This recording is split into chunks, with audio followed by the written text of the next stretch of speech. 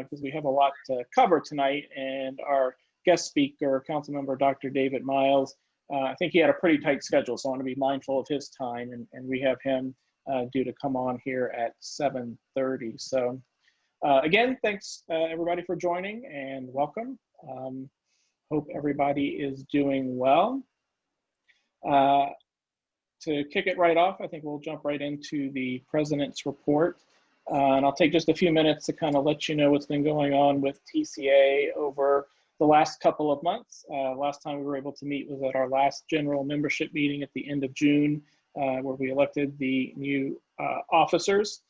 And then since that time, we've been fairly active. The Twinbrook Corridor project, as you may have heard, had their site plan go before the Planning Commission in early August. The TCA presented testimony at the Planning Commission for that site plan. We focused many of our comments on, again, pushing the need for a bike and pedestrian connection between the neighborhood and the Twinbrook Corridor project and that side of the railroad tracks.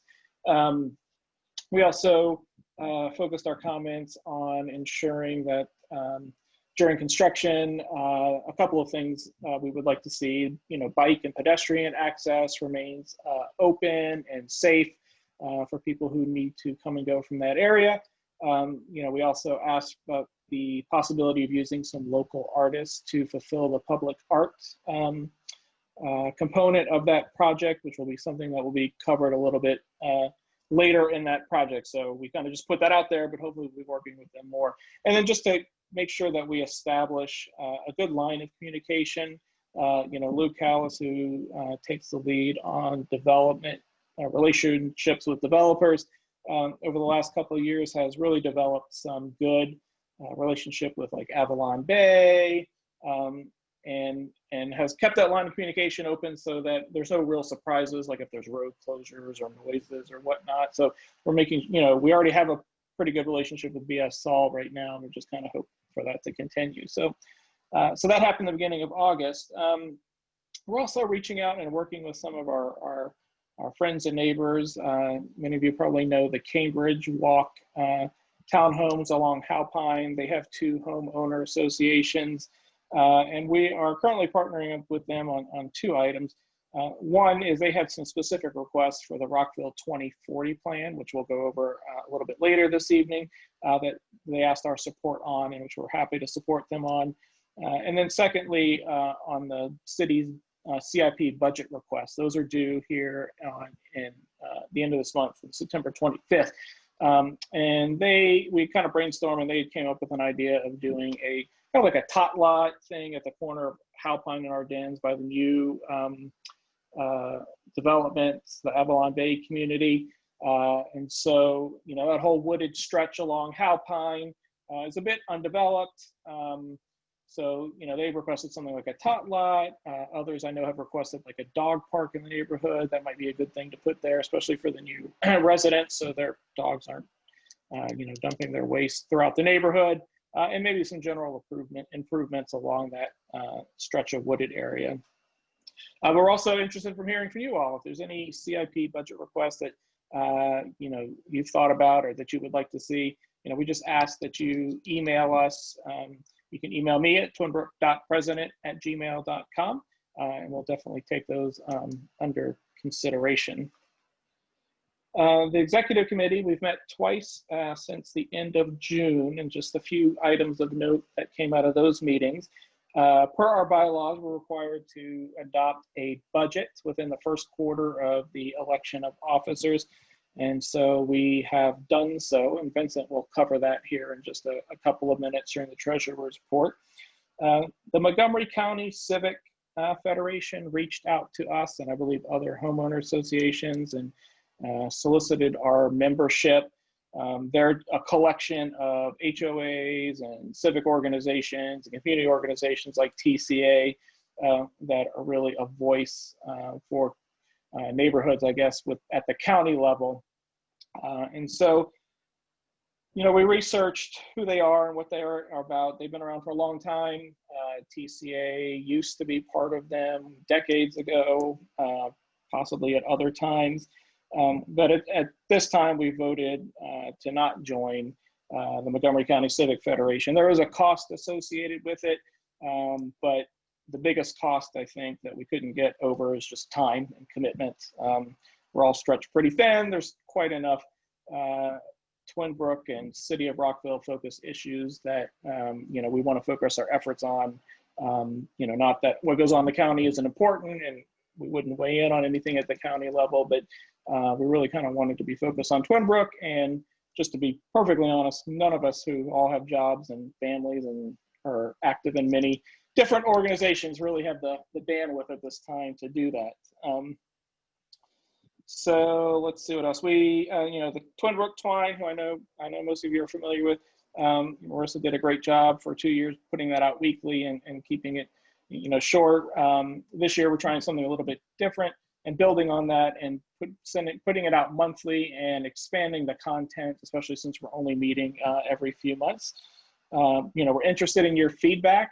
Are you getting it? Is it displaying properly in whatever your device is? Do you find the content, you know, interesting or useful, or is there something else you would like to see?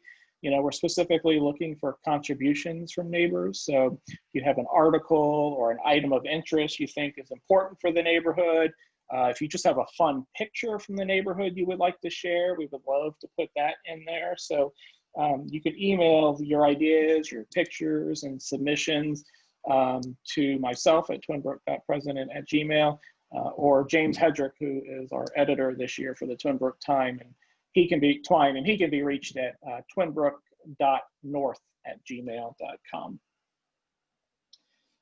We also kind of met and we've shuffled our committees a little bit.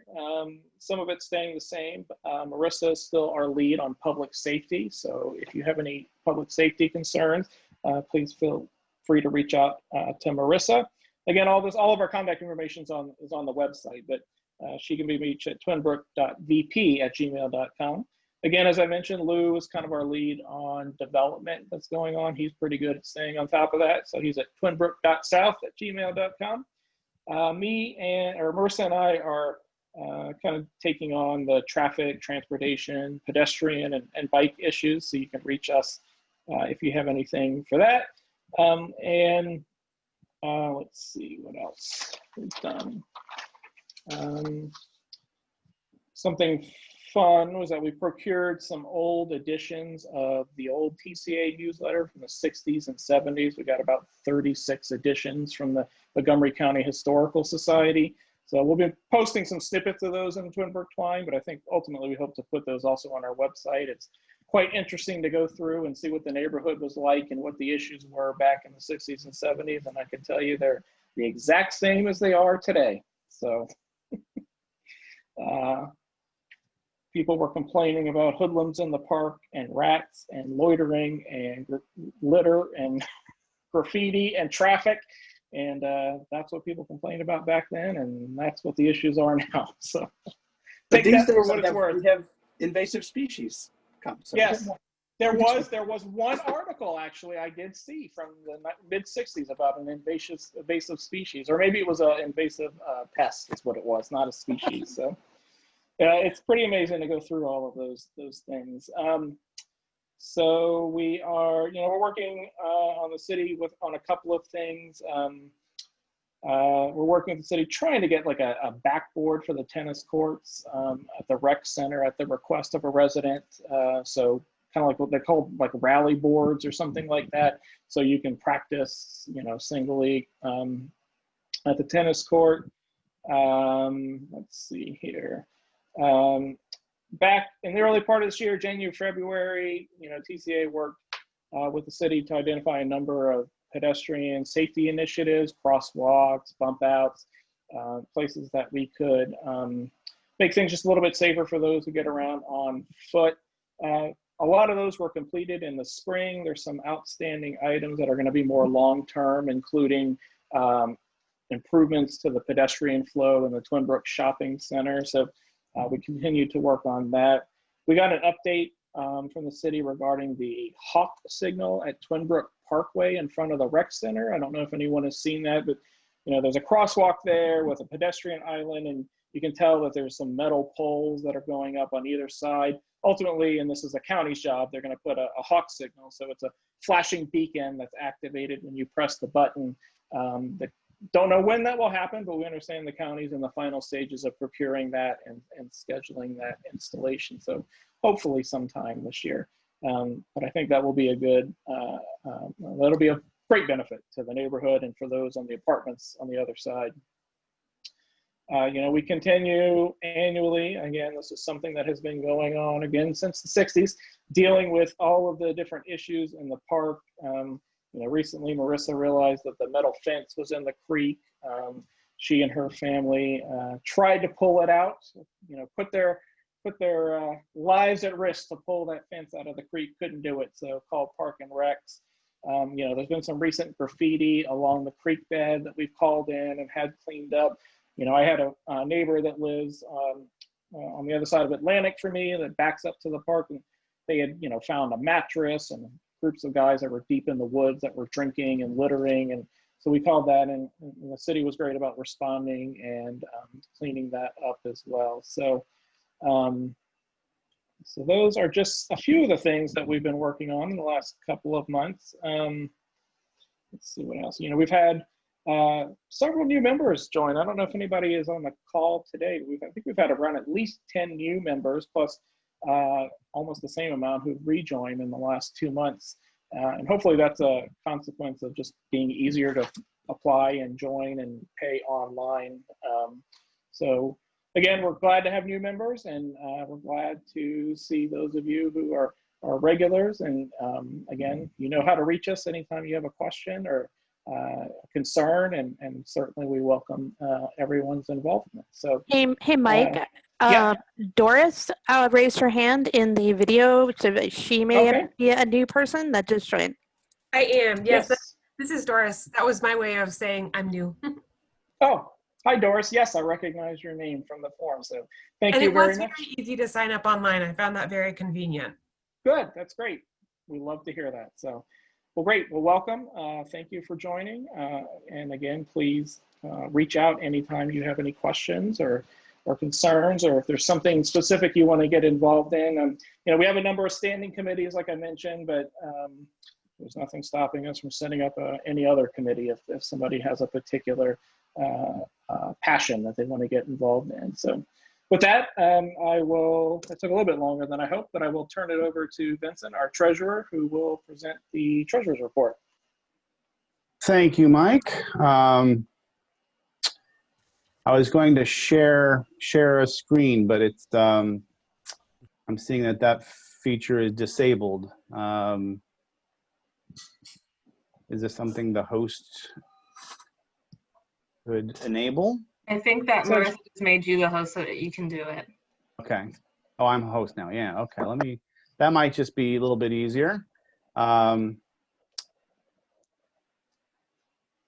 me hit the right button.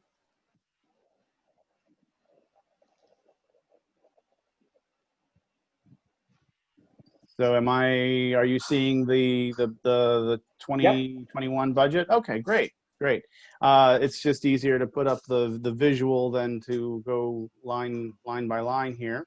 So what we did, we have on one side of the ledger what we expect to be our expenses, on the other side what we expect to receive in revenue or income, and the types of administrative fees that we have are listed here for our PayPal and a website and our post office box, just some basic things to just keep the lights on, so to speak. Then we also have another category here for engagement, and that includes things like our MailChimp license and our Zoom account as well. So this is for that purpose. And then assuming we're able to actually host some kind of event at some point, we're open to some suggestions here on this front as well. We have some money set aside for some programming, which we hope to do, obviously, the conditions that we're in now, put a little damper on some of the things we had in mind, but there's other things we can do. So we'll look at that. And in terms of where our money comes from, it's mainly from membership dues, but we also did get a $250 grant from the city of Rockville this year for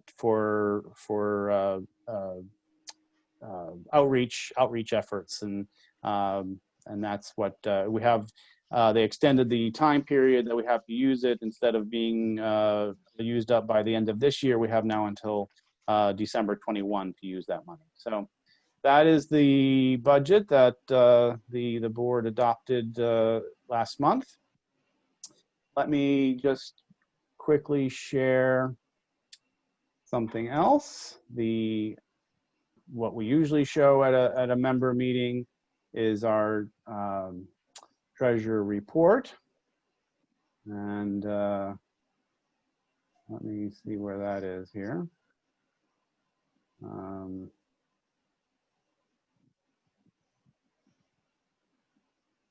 This is the treasurer report. And so we have, in terms of our cash balance, about $1,250. Since our previous member meeting back at the end of June, we had 12 new memberships come in. Most of those I'm sorry, no, that's 17 new members since the previous report. That have paid $12 in dues, but we're very pleased with that. Much of that has come through PayPal, as Mike mentioned. It's a easier way for members to join. We had 2 expenses, one for the Zoom license, and then all of our PayPal fees that we pay when people use that. So that's it in terms of transactions. So assuming we spend the $250 that the city gave us, we have sort of, in terms of uncommitted funds, about $1,000. So that is your treasurer report. Any questions on either of those, either the budget or the treasurer's report? Vince, there's a question from the chat from Brigida. Vince, do you send out the TCA treasury report to the membership, or is it posted somewhere? That's a good question. I think we should get in the habit of posting them. I think it looked like at one point there was a spot on the website for that. That's probably the best place for it. We'll get them up on the website. Yeah. I can always email you, Brigida, if you want a copy. All right, I'm going to stop sharing this page. All right. Any other questions for Vincent? All right. Moving along. So Major England is normally the one who comes to the TCA meetings to provide the police update for Twinbrook. He is on vacation this week, so I understand we have Lieutenant Paul, who will provide some information and statistics about what's been going on in Twinbrook from the police perspective over the last couple of months. So, Lieutenant Paul? Yes, sir. Thanks, Mike. Appreciate you guys having me. As you mentioned, Major England was out this week, so he asked me to step in. He did provide me with the information that he sent you, which was for the last several months. I have that information here. I did go through it early in the week, and I went through it again today. Fortunately, there's really no crime trends in your area, which is good news. There's some nuisance disorderlies and some recurring crimes that are not exclusive to Twinbrook. That's a common the commonalities within the city of Rockville as a whole. Does anyone have any particular questions about any of the stats, or does anybody have any questions regarding Twinbrook, or even a stump the cop question that you've been really wishing that you asked a cop in the past that I can answer? I know that you have the councilman coming on at 7:30, so I didn't want to take up a lot of your time. Hi, this is Marissa, the Vice President of TCA. I had a quick, if you could succinctly tell us, I live in Twinbrook. I am about 5 houses down from Veers Mill. Could you tell us a little bit more about the carjacking that occurred? I heard a lot of the sirens. And I know Moira is on here as well. Any of us Veers Mill folks, it was pretty loud and raucous. So I'd love to hear more about that. Well, it didn't happen in Rockville. It occurred, even though it was in Veers Mill, it was in the Wheaton portion, which is out of the city. There was a carjacking of a minivan.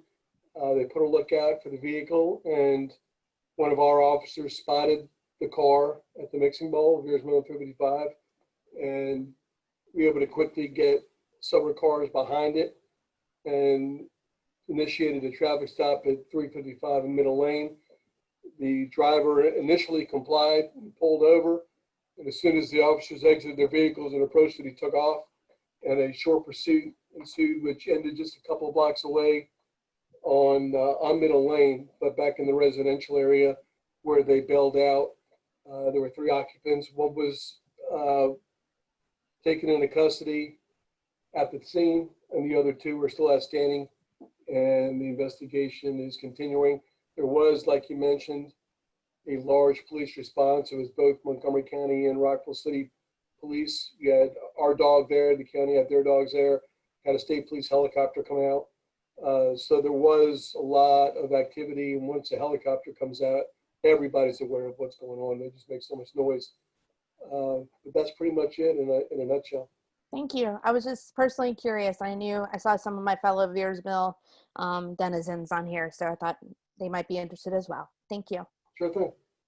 Anybody else have any questions you want to bring forward? Okay, you guys are too easy. Oh, I see someone's hand went up. In fact, Sarah, go ahead. Hi, just a quick question about the sharing of Ring or video doorbell camera footage. A couple months ago, had a couple kids, caught them graffitiing my City of Rockville recycling bin. Not a big deal, but I did report it. And I had signed up for, to allow the City of Rockville Police specifically, if there was a crime that, my camera was in the appropriate place and you thought that it might contain relevant video, that you would have access.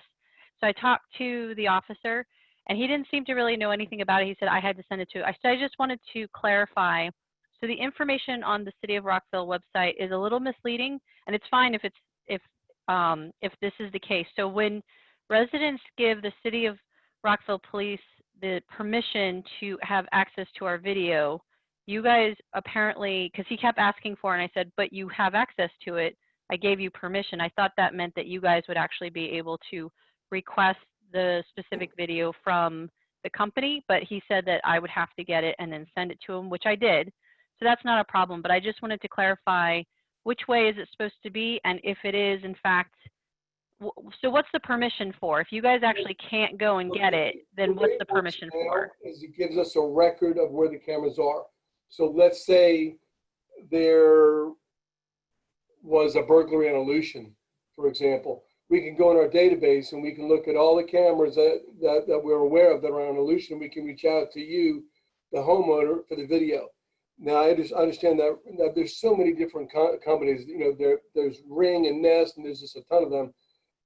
Most of them do not allow access. So as of right now, it's just a tool for us to be able to reach out to you if we know that a camera is there. In the future, that may change. I really don't know, but as of right now, it just lets us know where we can start. It's a starting point for us to find video of a crime. Yeah, no, that makes total sense. My only request is, and I know you probably don't control what is on the website, but if they could maybe clarify that it's so that you guys know what cameras are available and you still have to reach out to the homeowners. I just misunderstood, but I think a little bit of clarity on the website would go a long way. And also for people to not misunderstand that you actually have access to their video feeds. I think that's leaving a lot of people to say, I don't want you to have access. I just wanted to make it easier on myself, saying, okay, fine. If you have a warrant, you want to access my video feed from the company, go for it. But I think that would help both ways to clarify. No, it's a good point, and I'm making a note of it now, and I'll address it. Thanks for bringing it forward. I have a quick question for Lieutenant Paul as well. I know we've requested that the Rockville City Police do foot patrols on the bike path in Twinbrook Park from time to time when we notice that there's issues. The most recent occurrence, I believe, was in the end of June, beginning of July, and we saw foot patrols pretty regularly throughout July, but I don't think I've seen any recently. Do you know if there's still, if you all are still doing foot patrols in the park? It is on our check on patrol list. I would have to go back and pull the data to find out which teams are doing it and how often. Okay. I know that they're pretty diligent about it, especially during the warmer months. Maybe not so much when it's really cold and there's snow on the ground, but then again, the issues in Twinbrook Park generally tend to be seasonal. You have a lot more activity in the park, as you would imagine, in the warmer months when people are out and about. And the colder months, not only is it cold, they don't want to be out there, but when all the trees drop, the leaves drop off the trees, it doesn't allow for as much concealment in the woods as you would in the summertime, if that makes sense. This is Marissa. On that point, actually, and I'm not going to put you on the spot because I know this is not your usual territory, as it were, but we had talked previously with Major England and the chief about how this is not going to look like a usual year, where usually it is seasonal, right? Like you're going to have, warmer months, more people drinking, hanging out, doing whatever. But because we're seeing a depressed employment, a lack of other outdoor activities, the trend already was a ramp up of graffiti, of people drinking, of people being encamped closer to Rockcrest Park. I just want to definitely flag on behalf of the community as well that this needs to be a consistent priority even as we get into colder months, because we have a very different societal norm right now, and a lot of folks who are unemployed, underemployed, not engaged in any other sort of meaningful activities. And also I want to flag too that as it does get colder, given these constraints, I think that we'll probably be also reaching out to Every Mind to ensure that anybody who is active in the parks, who may be without a house, gets those proper support. But yeah, if we could maybe for our next meeting get the stats on the patrols, because that's something that we noticed an uptick since COVID began. Okay, I'm making a note now, and I don't want to leave you the impression that when it gets cold, that's kind of an excuse for us to stay out of the parks. That's not the case at all. We certainly will be responsive if the issues persist into the cooler weather. That's certainly not an issue. We would just extend the check on patrol and ensure that the patrol teams are still doing their part. But I'm making a note for the major to come up with the Twinbrook Park stats for the next meeting. Thank you. Parks are at their most beautiful in the winter. So. I'm sorry, Mike. No, it's fine. Lieutenant Paul, this is Cynthia. Thanks so much for being here today. Outside of sort of common sense things of locking your door, don't leave your keys in your car and things like that, would you offer out any best practices to renters and homeowners that you think we may be less mindful of? If you have porch lights on, in front of your homes, I would leave those on. I'm the liaison to King Farm, and Okay. King Farm has always been a hot spot for thefts from autos. I know Twinbrook has had their share of it also, but for some reason, King Farm seems to be a hotbed for that. And I know it's redundant. I know it's silly, but there's three top things that you can do to not be a victim of theft from auto, and not auto theft from auto. Is lock your car doors, and lock your car doors. I know it sounds silly, but 99% of the cars of the theft from autos that we deal with, probably more than that, are from cars that are left unlocked. And I know everybody thinks that they lock their car doors.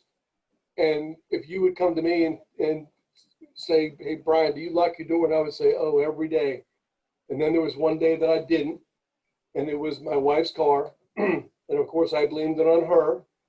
And she pointed out that I was driving when we pulled up in front of the house, when I got busy getting the kids out of the car and get everything. And I left the car door unlocked.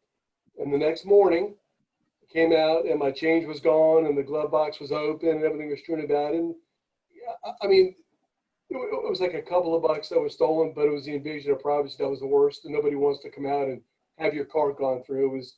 It was a grounding experience. So I always lock my car door until I didn't.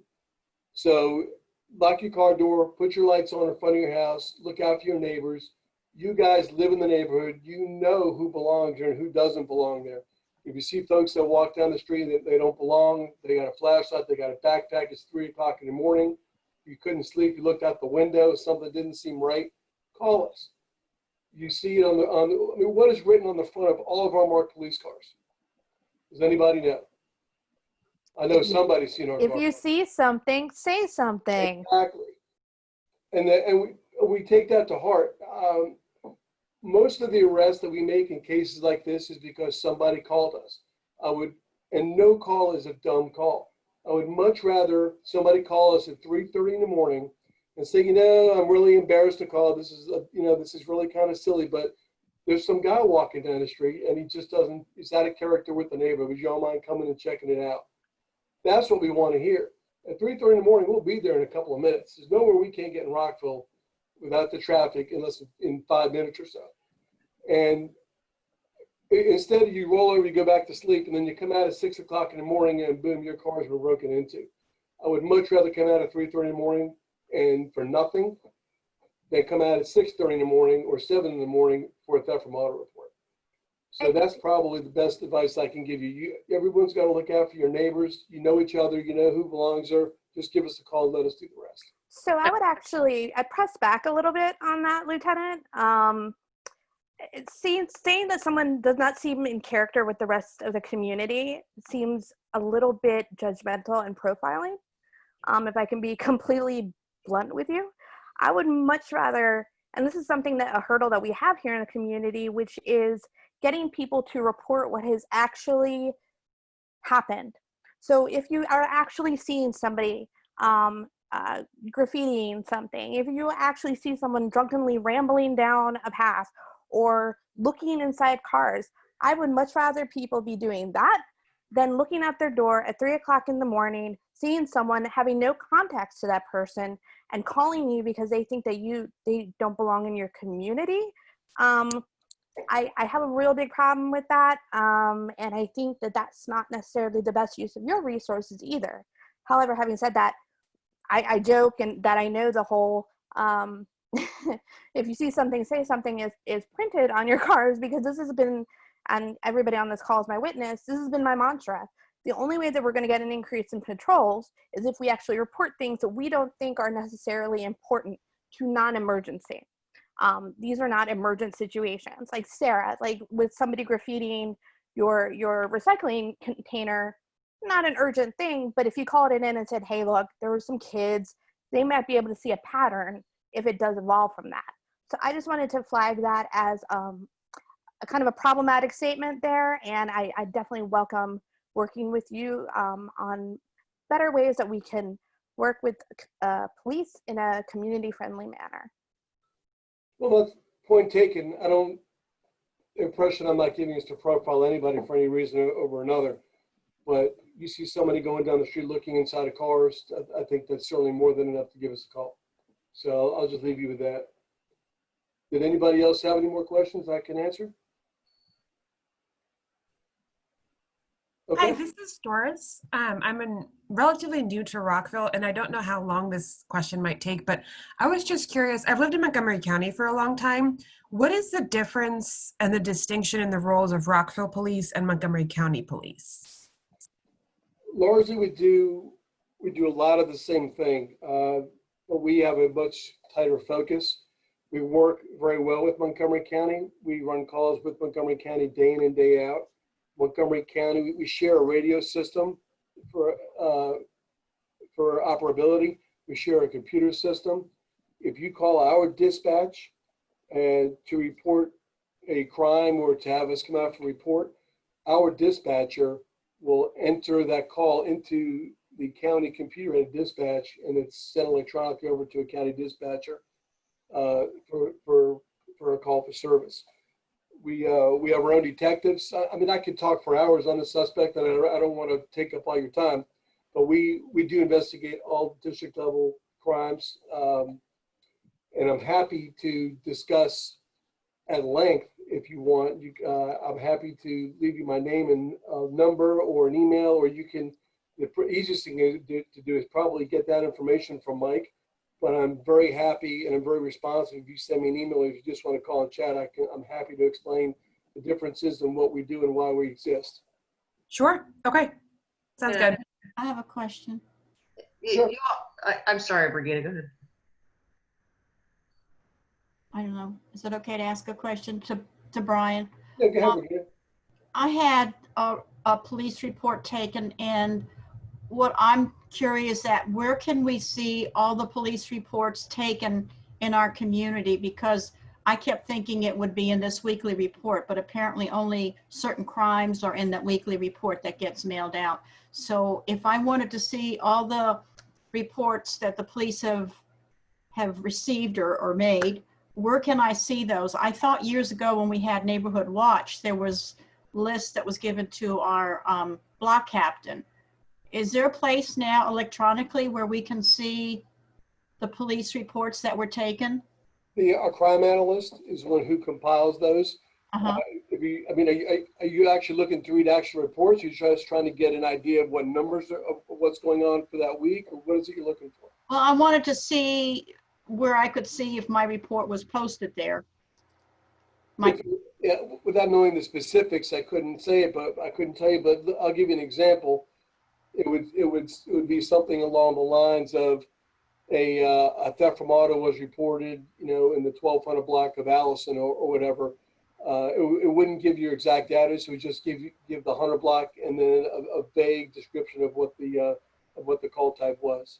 I understand that you don't probably necessarily put the number on the street. You may just say the block. But for instance, if I was looking up for malicious destruction of property report for a certain week, I'm just saying, where can we see this information? It's not posted now. I would have to check with Chris, who's our crime analyst, and find out. He does have a dissemination list, but without seeing it, I don't know who is on it. But generally, they are available to the different HOAs and civic associations. Yeah, I'd like for TCA to share that. I know that there were a lot of different posts on Nextdoor about, thefts, like you're talking about the cars, a lot of activity on Nextdoor about it. But I was just wondering, is there a place where all of those complaints, police reports are listed that we can go look at? Yeah, this has been an issue, Brigida, that, unless it reaches a certain threshold, that it doesn't appear in those regular reports that go out on the Twinbrook Neighbors listserv. We've been getting sort of specialized summations of the Twinbrook specific data. You do? Okay. Yeah, and what we can do is, I don't think we've gotten one in the last reporting, last month, 2 months. So it might take a little bit of time, but we can always follow up immediately after this and then share it in the next issue of the Twine, but also have a section on the website where we can keep those. Because the most recent report it's up to date, I guess, the information that Mike got, which is August, which is fairly recent. And I'm looking at it now, and it's showing like alarms. There were 2 alarm calls. Animal complaints, there were 19. Disorderlies, there were 9. There were 4 larcenies.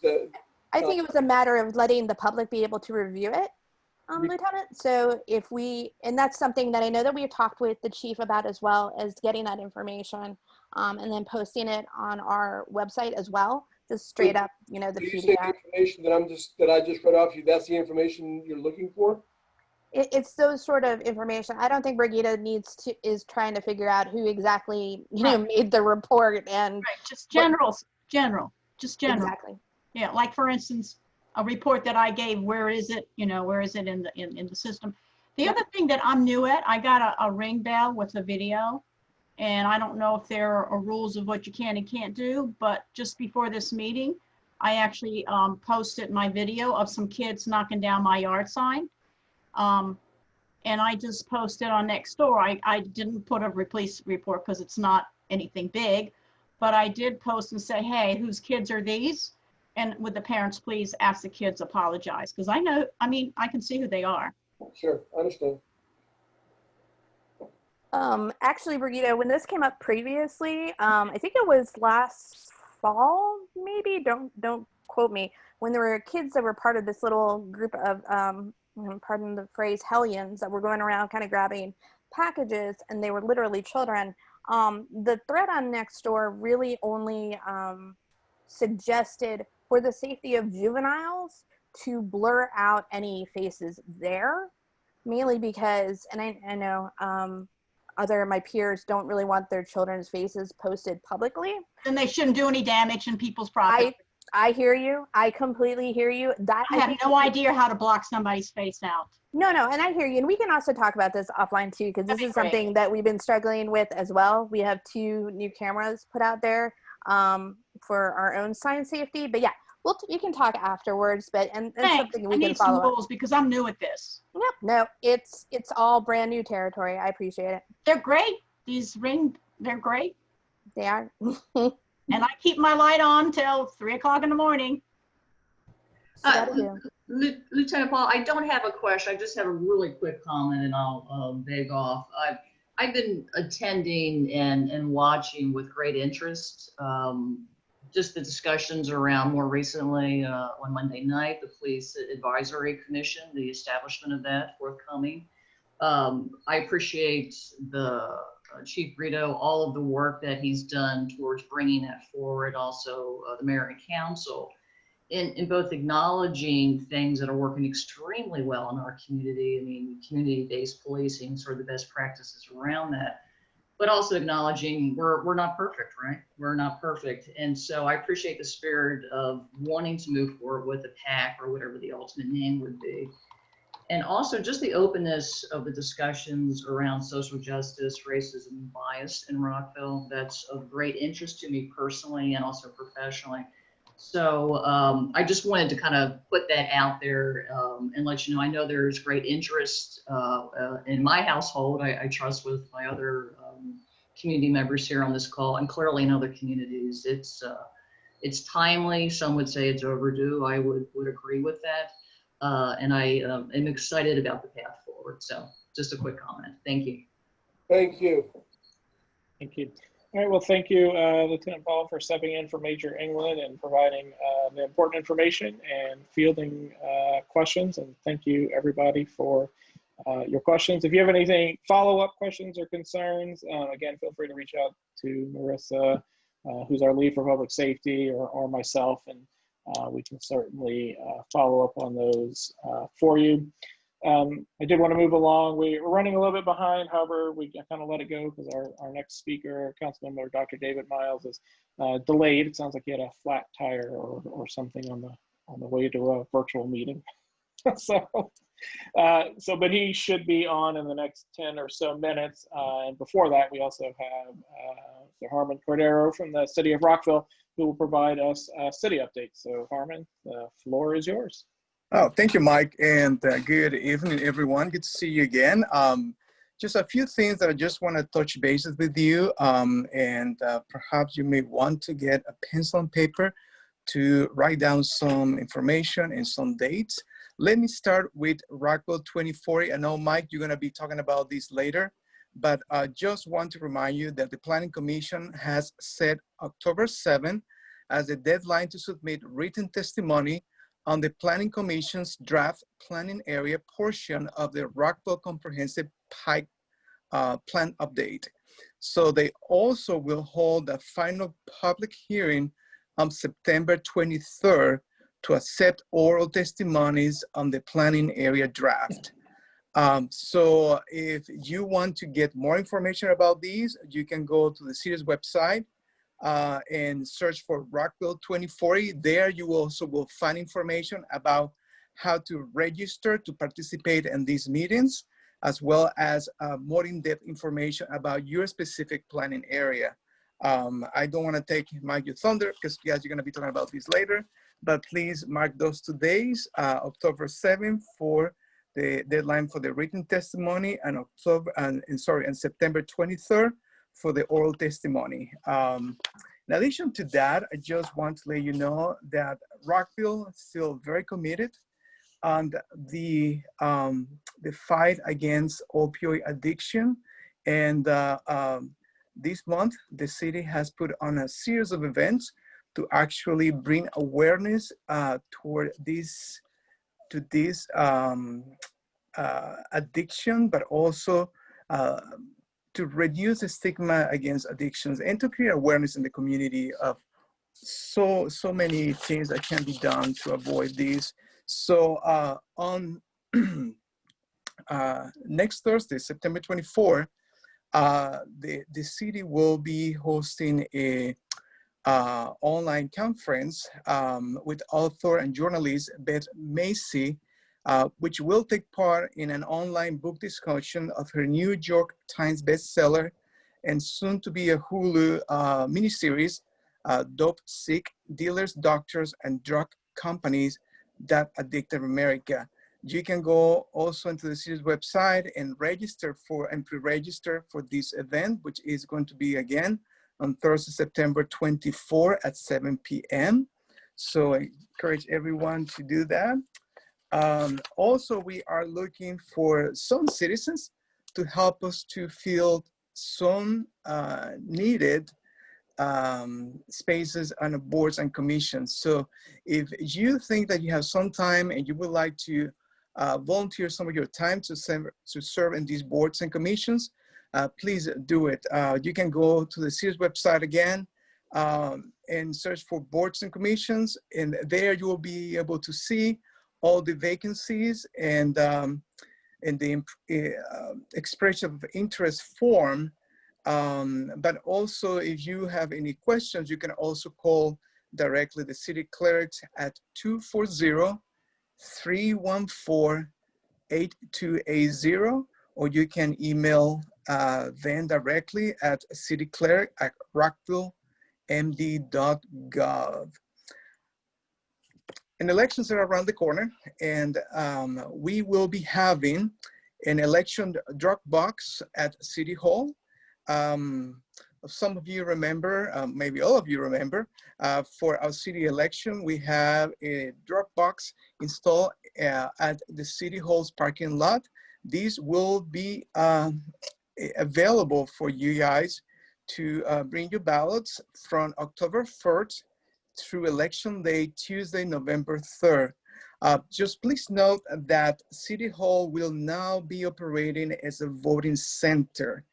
If you want to get more information about the elections, how to go about it, how to request your ballot, how to fill it out, you can go to the county's website at montgomerykountymd.gov/elections, and there you will find more information about the election process for the presidential elections this year.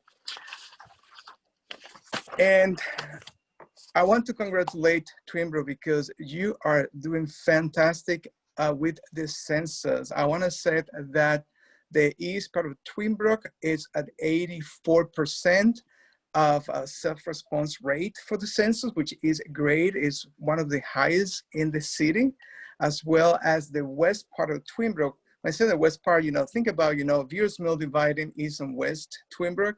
And the west part of Twinbrook is at 81%. And I want to say thank you so much for your support, for encouraging your neighbors to actually do the census. We still have a few more days before the census is over. The current deadline to complete the census is the end of the month, September 30. And please encourage your neighbors and don't assume that they already filled it out or completed. Ask them and tell them that they still have time and a chance to go ahead and do it. They can go online to my2020census.gov and fill it there, or they can also call and do this also by calling at 844-330-2020.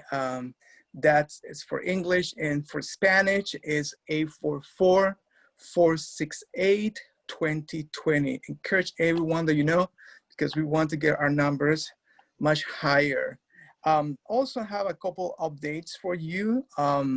Some of you may be wondering, what's happening with the Twinbrook quarters. And as far as current update, the Twinbrook quarter has a site plan approval for the first phase of the project that includes a building that will house Wegmans, other retail uses that are not known yet, and residential apartments, an office tower that will also be built as part of the structure, and as far as the market allows it. So I guess, there are gonna be some market studies to see, this is the right time to build these. This phase of the project is currently working through final engineering and permitting, and we do not have a date for the commencement of construction. So we'll let you know when we are closer to these, and we'll let you know when construction will start. Also want to give you an update in relation to Baltimore Road. Early this week, we received a concurrence award from the State Highway Administration, which this allowed the mayor and council to award the project to the lowest bidder. And that means that we'll be able to move forward with the actual construction. It looks like construction will begin this winter, and we will provide the public with information about timing and what construction impacts they may expect. In addition to that, there are a lot of things happening online. The mayor and council are meeting online, as well as we have some activities, some classes this fall from a rec and parks department that are taking place, and updates daily on COVID-19, providing the latest information in relation to the pandemic and how we can actually be all safe and help our community to thrive through this time. So I think that is all what I have right now. And I don't know if you have any questions. Hjarman, I have a question.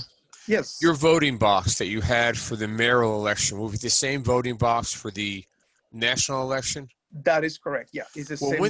One thing that was crazy, that voting box was designed so you could drive up, knock it out of your car, and slip the ballot in. But there were no signs saying that.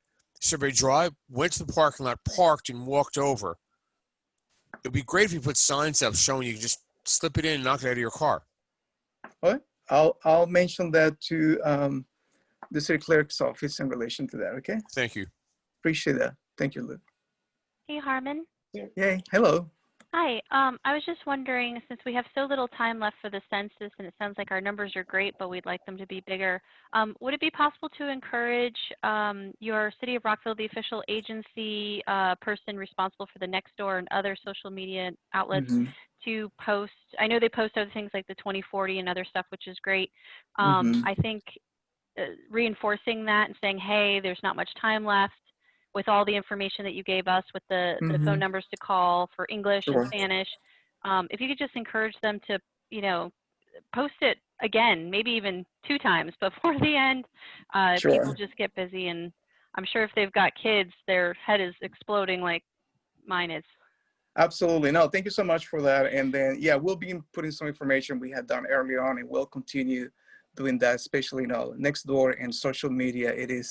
Has been champion, so this time where we cannot be there. Although you can find me every Tuesday and Thursday night at the Lottie Mark, talking to people about the census. So with our Census Bureau specialists there too. So you want to see me, you can come and see me after 5 o'clock. Hjarman, yes, hi, yes, please. I was just curious, you said 81% for Twinbrook in terms of the response rate for the census. 81 and 84. Okay. So we're doing great. I'll average them out, 82 and a half, something like that. How does that compare to Rockville overall? Are we higher, lower? About the same or? Right now, the overall percentile for the self-response in Rockville is 76%. Okay. So Woo, yeah. you are much lower. We keep pushing some areas that still being slow to respond, and we'll be trying to do our best. As I said before, we are partnering with the Census Bureau. We're partnering with the county. We are putting on small events. We are going door to door, putting door hangers, going to shopping centers and talking to people, especially in those areas that has shown to have a lower response at this moment. But I just had a conversation today with a census specialist, and they say, you know, that in overall, Montgomery County is doing really well compared to the rest of the nation. And Rockville, it's really just doing much better than many other places within Montgomery County. So, and I think, you know, that is a testimony of the partnership with the civic associations. Community is really taking on seriously this whole task of being counted. And yes, we keep pushing. We have 2 more weeks. It may change. We're still waiting to hear that from the Census Bureau to see if they're going to be changes, they're going to extensions, or going to be the same deadline of September 30. But so far, we're just trying to work as hard as we can to make sure that everyone is going to count it. And we count with you all to just talk to your neighbors when you go on those walks. It's like, you know, how you done the census? And then, so, you know, this is our famous, you know, when we do the census drive, is thumbs up or thumbs down. So thumbs up, yeah, thumbs down. Here we go. Go ahead and do it right now.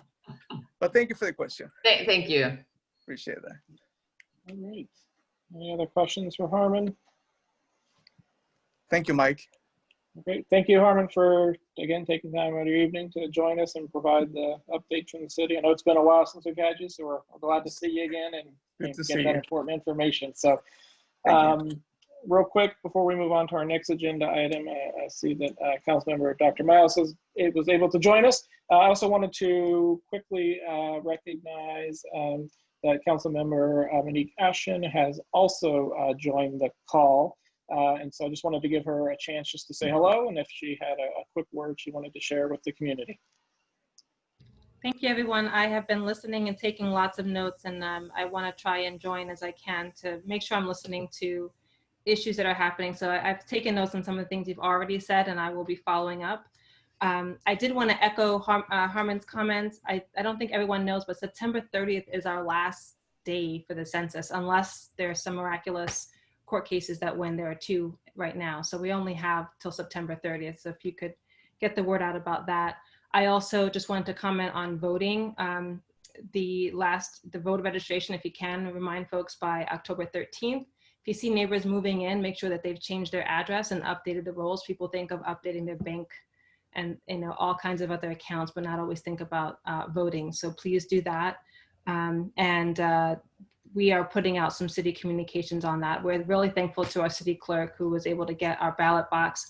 I have listened on the county calls on this topic, and I just wanted to share that so far 220,000 people have asked to vote by mail. Usually about this time it's about 65,000, so the demand is high. The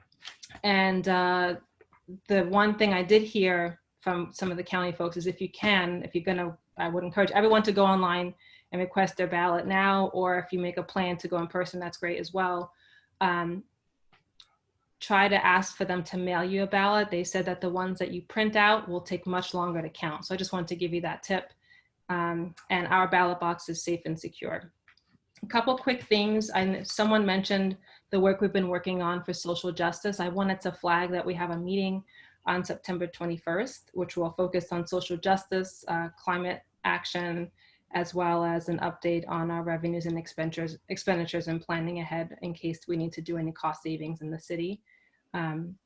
We also, at our last meeting, discussed the Police Advisory Commission. And then coming up, just so you know what's on the agenda, we'll be looking at the charter review. I wanted to flag that for you because you may have things that you want to share that you want the city to consider. The charter is our constitution, so it is important. That will be coming up in October 19th. We'll also have a work session on economic development. During these times, we have seen a lot of issues with food insecurity, with needing to help folks with rent. So I want to make sure that you guys also know there's a list of services available, but we're also trying to be very mindful of what people need and how do we also support our economy. So we'll be having some discussions and a work session on economic development. The town center, we did pass Vision Zero, which I'm sure Marissa told you about, but she's been working very, very hard on that. And we'll have budget hearings starting November 9th. So it's very important that we hear what's important to you. And we look forward to hearing your comments. There's one thing that is not city related, but I also just want to make sure that folks are aware. The county met yesterday and we heard from the county on Monday about the subdivision staging policy. I think several folks are very interested in that. So I just want to call it to your attention. In this world of virtual education and everyone being very busy, there's a lot of important business going on. So I just wanted to make sure to plug some of those key things for you in case you're interested in getting involved. I'm accessible and available. My colleague I know is going to talk about COVID. And we've been working really hard. I have to say, I have a background in public health, and him as a medical professional, I don't think any of us thought that we'd be using that so quickly when we came into office, but I'm glad that we both had the expertise to help navigate our city forward. And with that, I'll toss it over to my colleague. Thank you, Councilmember Ashton. We appreciate all of those updates, and again, for taking time out of your evening to join us and listen to the community's concerns and what's going on in Twinbrook. So without further ado, we move on to our next agenda topic, COVID in the community. Councilmember Dr. Myles was able to join us, and I'll just do a brief introduction.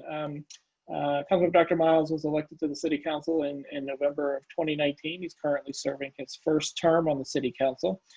He completed his pediatrics medical training in Baltimore at Johns Hopkins Hospital when he first moved to Maryland in 2010, following his medical and graduate school at Yale University. Dr. Myles served 3 years active duty in the United States Navy and deployed for 7 months on a humanitarian medical mission, providing pediatric care in Central and South America. In 2016, he returned to Maryland and Rockville on completion of that active duty assignment. Councilmember Dr. Myles has served as the Tower Oaks Homeowners Association liaison to the City of Rockville and was a member of the Rockville Bike Advisory Committee. He worked as a pediatrician in an emergency department in rural Maryland, an experience that prompted him to join Montgomery County's Mental Health Advisory Committee as a physician representative. So we were brainstorming topics for tonight. We couldn't ignore COVID, and given the start of the school year and Dr. Myles' background in pediatrics, we thought he would be a good guest to just say a few words about COVID in the community, and including its impact on our children. So, Dr. Myles. Oh, I think you're on mute. You're on mute, Dr. Myles. There you go. Yep, there we go. Awesome. Thank y'all. Thank you for your patience. I had a flat tire that I thought was just going to get plugged, but ended up having to get the whole tire replaced. First world problems, though, right? I think that this period, this moment of time has taught us a lot about what's essential, what to be thankful for, even in the midst of a more than frustrating, harrowing situation. So I'll kind of break the top, these comments into three categories. One, just broad brushstrokes info about COVID. The second, the impact of COVID in population that I take care of, and that's children. And then third, for all of us, as he mentioned, one of the things I'm particularly interested in addition to working with children, is mental health and how we will get through this. I just give you some brief numbers that are an update from the Monday Mayor and Council meeting. We have an emergency manager, Dr. Mark Landau, who, if for those who tune in, you know that he gives us an update on where the city, county, and state are with regard to testing and so on and so forth. Since Monday, there have been unfortunately, 5 more deaths from COVID here in Rockville, and about just over 1,800 new cases, or 1,800 cases total. Our test positivity rate in the Rockville area is just over 3%. Montgomery County, they had an additional 6 deaths. I apologize, I misspoke. The number of Rockville cases has gone up by 5, no increased deaths. At the county level, there's 1 death, an additional 107 cases since yesterday. And at the state level, 5 unfortunate deaths and 631 cases. These are a bunch of numbers, but they matter to the individuals who certainly are infected and or family members who have lost a loved one. They also have implications for us all.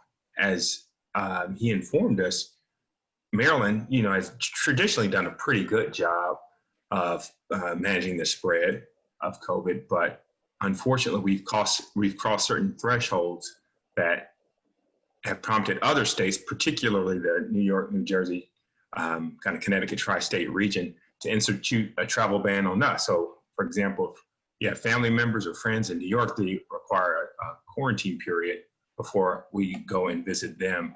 It's just a testament to how much this pandemic is fluid.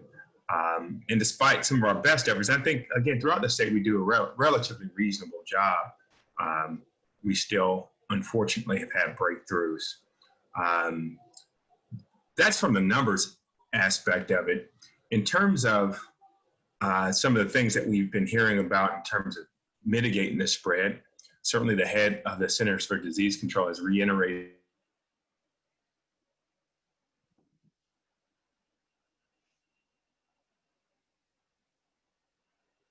I'll text him to know that he's frozen. that masks or face. Uh-oh, hello? Am I still frozen? No, you're not. You're okay. Oh, okay, cool.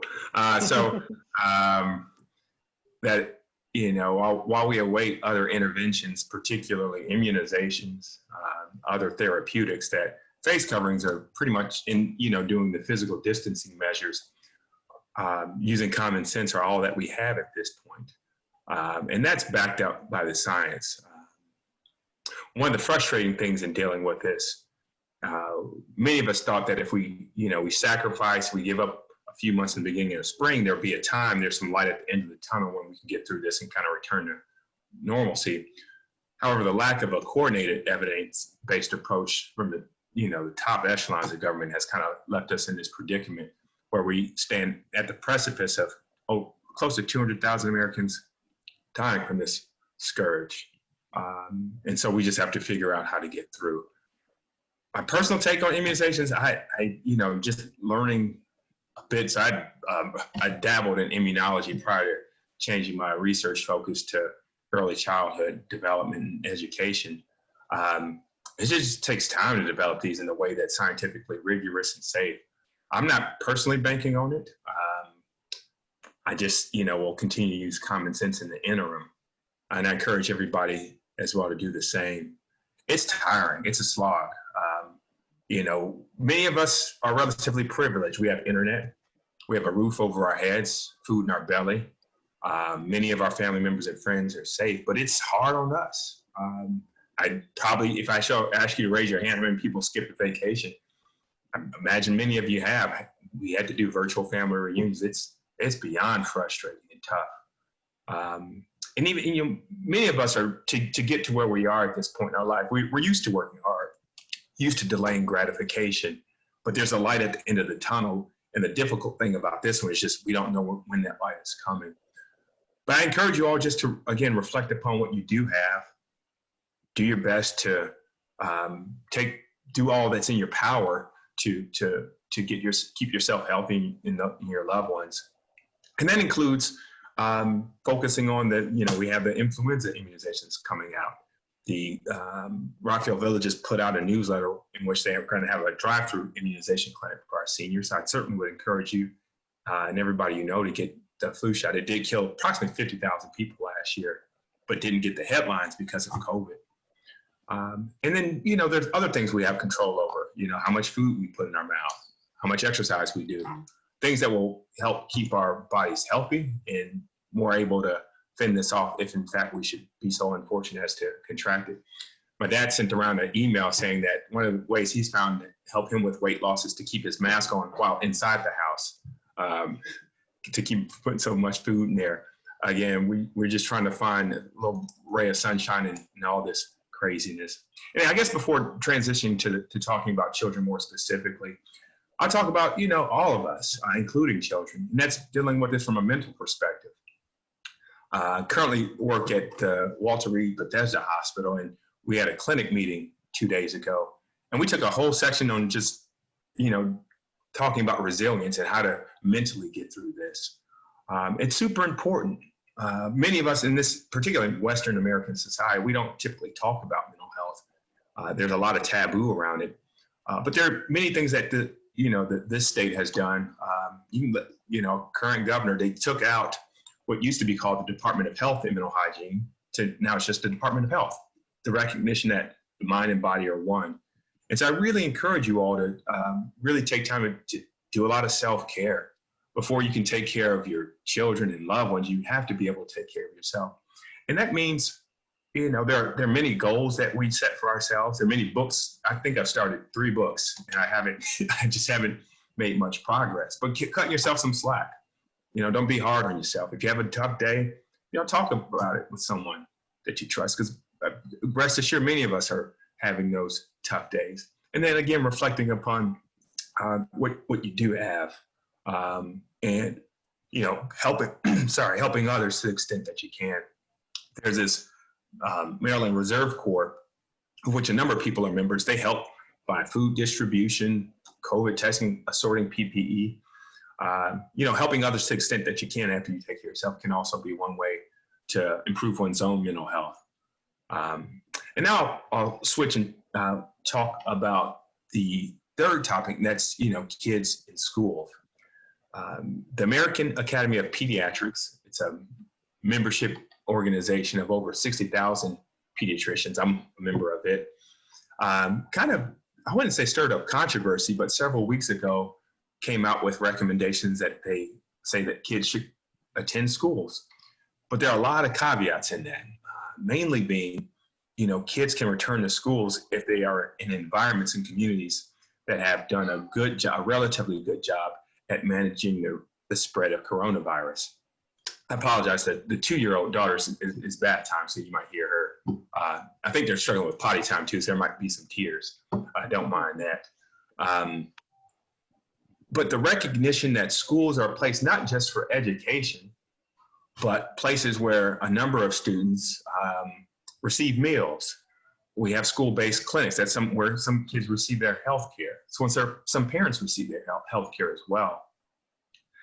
And then there are, special groups of students, children with special needs, who were already, in the best of circumstances, having some challenges in navigating the educational system, who, when you put them in front of a laptop, are struggling. And so with the recognition of all that, and then the even more meta level knowledge that we have, that there are certain groups of kids who have historically just not done well in school, and there have been a number of interventions that have found to close that so-called achievement gap or opportunity gap, that we're losing all that progress. I mean, we lose enough when kids take a summer break, which had led to some movements, even from where I'm coming from, for year-round schooling. So I did my formal schooling down in Atlanta, and they moved to that system to reduce the breaks. So it's for all those reasons that the American Academy of Pediatrics wanted and supported children returning to school safely. But again, it's not just having the children return to schools in communities that have done a good job at managing the spread. It's making sure that the teachers have the supports, right? That we have schools that are properly ventilated, that classrooms can have desks that are appropriately spaced, that there are enough cleaning chemicals to go on through the room, that the kids, they're recommending kids as young as 2 years old and above wear masks. And I've actually been quite amazed, because developmentally, I didn't think they'd be able to do that. But even in my patient population, I see children wear masks relatively successfully. And then having plans in place to identify, manage, and separate kids who test positive ultimately. That's just children in the schools. And then there's another factor of how do you get to the children to school? So do you have buses that have sufficient numbers of spacing between seats? Do you have bus routes to be able to support it? This doesn't even take into consideration those children who at baseline would potentially be more susceptible to such an illness. Children who might have a compromised immune system is one I saw yesterday in clinic. So that's the nuance behind all this. There was a bit, as many of you all know, here in Montgomery County, a bit of tension between the recommendations from our county, the head of Health and Human Services, and in terms of making all schools, public and private, just keeping them closed while we wait for our numbers to improve. And at the state level, the governor wanted to allow the option for private schools to reopen. And I see both sides of it. I deal with, again, I have Walter Reed's a hospital where you have disproportionate number of children who have special health care needs. And families who had traditionally relied upon our public schools who do a great job of providing resources have kind of been at their wits' end to find institutions that allow their kids to continue to thrive. And I recognize that, I have among my own patients, people who would like to take their children out of public school and go the private route for that reason. And each individual person's reasons are different. At the end of the day, I think everybody in the room, by and large, wants what's best for the children. It's just a matter of how to arrive at that and, look using the numbers as a guide.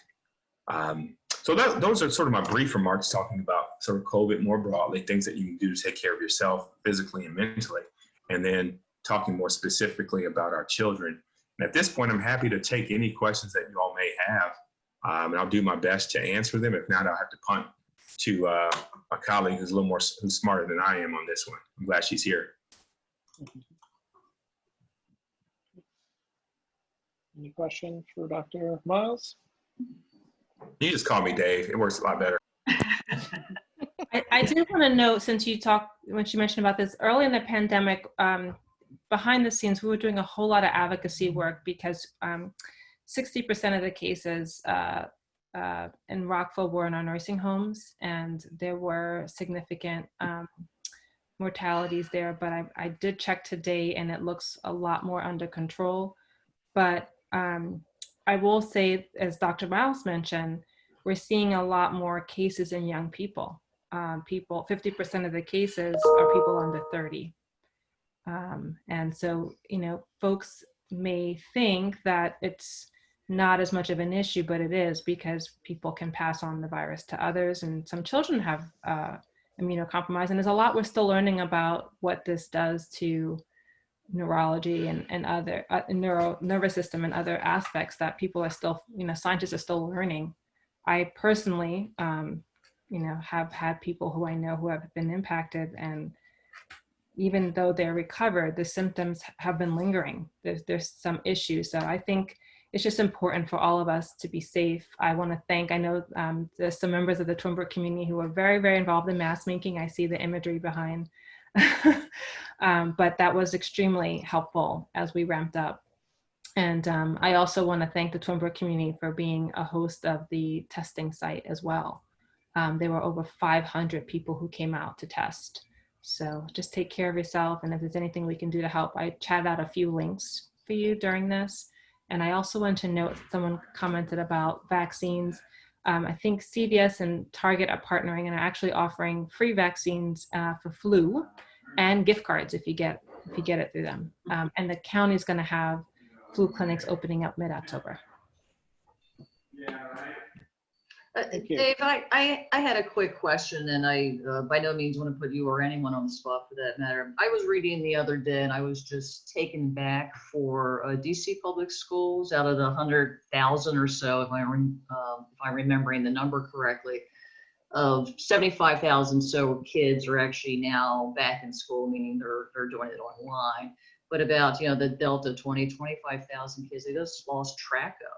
Either they didn't fully complete the registration to go back to school, or if they did that, they don't have, either the home computers, the support tech to be able to do that, or Wi-Fi connection. I was just wondering if you happen to know, or Monique, if you happen to know as well, sort of, do we have similar stats within Montgomery County, and then kind of bringing the lens smaller to Rockville? I'd just be curious how many of our youth of all ages are actually making it back to school right now. I'll certainly punt to Monique on this one. I'll just say briefly that children who are being lost in the system is an issue that they have identified. Just following some of the news reports here in Montgomery County, it certainly impacts our students in East County more so than West County. And even within Rockville, at baseline, we had children who had English as a second language, children who are on fee and reduced lunch. That increases significantly once you get east of 355. And with that, I presume you're going to have increased number of children who do not have access to broadband.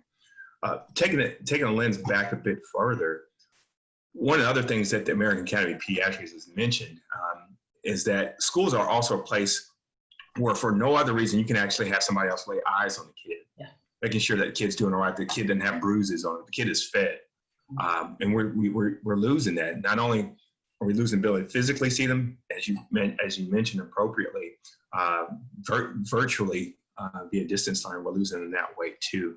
I'll stop there, and Monique, certainly chime in. You have your ear to the ground much more in terms of school-specific issues. Thank you. Well, thank you both. Thank you for the comments and thank you for the question. I actually listened in on the Board of Education meeting and have been in touch with principals and, in touch with some of our local PTAs. I will tell you that the county has reported, now I know there's some numbers in Bethesda Beat, but when the county reported their numbers from this time this year to this time last year, they're reporting they're down in enrollment by about 2,200. Wow. And the majority of the enrollment is down in pre-K and kindergarten. They don't know exactly where those kids are going, whether their parents are delaying, whether they're going to private school. I mean, there's an array of issues that are happening, but it's also just very difficult for children who are that young to stay still and learn on a computer. I will say that the county has given, trying to do 1-for-1. So I think have given about 100,000 Chromebooks to every person. There's about 169 or something like that, 1,000 kids in the system. And they've really been trying to go out. I know for our particular community in Rockville, technology and internet has been an issue for some communities. And I've gone out there with one of our principals in particular. I'm thinking of this one time where we actually started bringing the Chromebooks and the Wi-Fi hotspots to the communities, just going, because we knew there was food insecurity and they would come out for that. And so we made that opportunity to also give them the resources they needed for education. I had a chance to listen in and also connect with some principals afterwards, and they're seeing attendance rates look pretty good. Where they're seeing that their attendance rates are lower, I think they were saying something like 90-something%. The kids who are not participating are sometimes not English speakers, or their families are not English speakers, or there's some technology issues. The teachers they're going way above and beyond. I can't tell you how hard the teachers are working. They're doing house visits, they're calling, they really are becoming social workers in their own right. And it's just been amazing to see that. But Dr. Myles is right, like not every home is a safe home. And kids rely on that free breakfast and free lunch. MCPS last week, Monday, started ramping up their food distribution as well. But you're right, I think virtual learning doesn't work for everyone. Been in touch and working with the Black and Brown Coalition, part of the NAAC Parents Council, and Identity have partnered together. And they're trying to create these things called equity hubs. One of the issues we have is that some of the people who don't have the luxury of being able to telework, or they may be their first responders and they have to be at work, because everyone has different conditions, but some people can't afford daycare.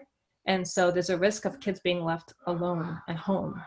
And some of the daycare providers that are now in our schools are about $1,200 a month and more. You think about 2 kids. So the NAACP Parents Council has started one equity hub, and they're hopeful to do more. So there's another advocacy point if you guys care and want to get involved. But they're offering childcare for $50 a month. You know, some people need that. It's about safety for the children and learning, and it is a big issue. And thank you for asking. Thank you. I had a quick question and you know I'm going to say it, Dr. Myles, because I got to call you Dr. Myles. If we have a concern about, you know, not only are the kids learning at home, but, you know, for those of us who have the luxury of being able to work from home, that we don't have to leave the house, and we see kids who may be in need of that extra pair of eyes, you know, especially now the weather's nice, the windows are open, you start hearing a lot of different things. I don't like to be that sort of like tattletale person. On the flip side, if we have a concern that a child is in a dangerous situation, what would the most productive way to get that child the emotional support that they need, given that, you know, the usual, a teacher won't be able to physically see them, and, you know, maybe there isn't that opportunity to have that touch point to secure their safety. Great question, and thanks for it. So there are certain groups of individuals, teachers, I think people in clergy, nurses, physicians who are so-called mandated reporters. So such that if we see something that looks amiss, we think a child's in trouble, we are mandated to report. If we don't report, we can get in trouble for that. Recognizing that most abuse of kids is actually neglect. It's not kids showing up with bruises, it's kids showing up to, you know, with dirty, tattered clothes, hungry. And in the context of what you just mentioned, and, you know, what colleagues spoke about, when you have more kids left at home, through no fault of the parents, they just, you know, many of them are essential workers who are stocking our grocery shelves, delivering our mail, and so on and so forth. There are several sort of layers. One would be in a safer manner to just, you know, I guess you could use a foreign object to ring the doorbell or knock on the door, just to see if somebody's home, just to have a conversation. The reason I would start there as opposed to going to CPS directly is that there are a couple other consequences that I talk about shortly that may result. But just having conversations with with your neighbors, to have folks check in. I recall a lady in Falls Meets, I remember out knocking doors, and she had no kids. I think she was probably in her 60s or 70s, and she would just sit on the corner and watch the kids cross the street and, you know, jump out in front of the cars if the kids are like walking aimlessly. Just being a community grandma. And I thought that was really interesting. I've run into her a couple times. And I think, you know, for those who of us who have the opportunity and the research to do that, just kind of look in on your neighbors, I think is a great, great thing. However, there are cases where kids are left in situations that will put them at risk or are actively being harmed. And you should always, like, if your gut tells you something off, always call CPS. It sounds so, historically, calling CPS opens up a Pandora's box of badness for parents. I mean, it shows up on people's records such that if they apply for a job, it can flag like this, you know, this parent's been in contact with Child Protective Services. More recently, in the past 10 years, CPS has recognized that, and our legislators have recognized that while CPS is a great way, Child Protective Services, CPS, is oftentimes a great way to urgently address the situation. So, for example, if you see a kid who's, you know, who appears to be malnourished, CPS can, you know, marshal resources in quick order to get that kid food. And the majority of time, even in Baltimore City where I train, the children aren't removed from the house. They try to figure out ways to keep the child in the house. Whether if they can't stay safely in that house, it's a family member or what have you. But recognizing that there's a lot of stigma behind the calling of CPS. I mean, a lot of it's real and earned based on, you know, people's historic interactions with them. They moved to having two routes. So if you call CPS, there's one of two things happen. They can open a physical case, which often happens in the context of like physical sexual abuse and other very bad things. But if it's a parent who just needs a few extra dollars to get resources, they have something called family reunification, where formal case is not open. It's like they just go in and troubleshoot in quick order to figure out how they can kind of put out this fire to help this parent get through this situation. So, again, I would encourage each and every person, if you see something amiss, try to just, address it at the individual level. If you feel you're safe to do so, but never hesitate to call CPS. You actually might save a kid's life. And that's no hyperbole. It really can happen. Now stop there. My colleague has something to say or add to that one. Thank you. I think you did great. I just wanted to share a couple numbers as you guys are talking, so you have the resources at your fingertips. So I had a question in case you guys it sounds like you've been on a couple of the Board of Education meetings and whatnot. And I'm just wondering, part of me feels like it's possible that COVID may never truly go away. It could become like the next type of flu where we get a different COVID vaccine every year, and it's sort of a constant battle like the flu, the influenza bug is. Who knows? I'm hoping it does go away, but in case it doesn't, for the schools, they can't stay, for all the reasons that everybody's talked about. We know that in person, except for during this type of pandemic, is always better for a lot of different reasons. Have you heard of the schools actually, more than just preparing and planning for this virtual environment, are they trying to make the physical changes and planning necessary so that for next school year, for the 2021-2022 school year, that they do what is necessary, construction, staff, planning, you have it, so that kids can actually go back to school in the next school year? Because they can't sit around until the end of the school year hoping that, because we all know that, I agree with you, vaccines sometimes take years, decades to perfect. We may not have that for a long time, and we can't just let the kids, a whole generation, stay at home and be, a lot of them being lost. So I was just wondering if Montgomery County in particular, since that's our school system, are they making plans to actually just adapt to this? This could be the new normal for a long time. And I just want to make sure that they're not sitting on their bums. And I know they're working hard, but they can't just expect that everything's going to go back to how it used to be. It may not. And I just don't know. I haven't heard enough about what they might be doing to allow for the kids to go back eventually, even under these kinds of circumstances. Thank you. And I know Vince also is very involved in our schools as well. So if you want to add anything to what we say, please do. He's been helping to be a cluster coordinator and a very active leader as well. The county has, before they decided to go virtual, they had some plans for reopening. They just needed more time and wanted to be vigilant given where we were in cases. But some of the plans that they were modeling were looking at kids coming into school. There's a group of kids who come in Monday, Tuesday. There's a cleaning. There's a group of kids that come in on Thursday and Friday. And then when you're on the off days, you would get digital. So they have looked at that. They also have put up some videos on like what they would do in classrooms to create spacing, as well as modifications like lunch in the classroom. So they have pulled together a reopening, strategy that they were looking at. It's just that when this fall came around, our numbers were still not in a good place. But I know that is heavy on their minds. I also know the state is pushing for it. But I have to say too, we have to get testing under control. We're not where we need to be testing wise, so that we can make sure that we are tracking cases more quickly and can then do the quick contact tracing and prevention. Vince, I don't know if you want to add anything there. Yeah, I would just say just the other night, the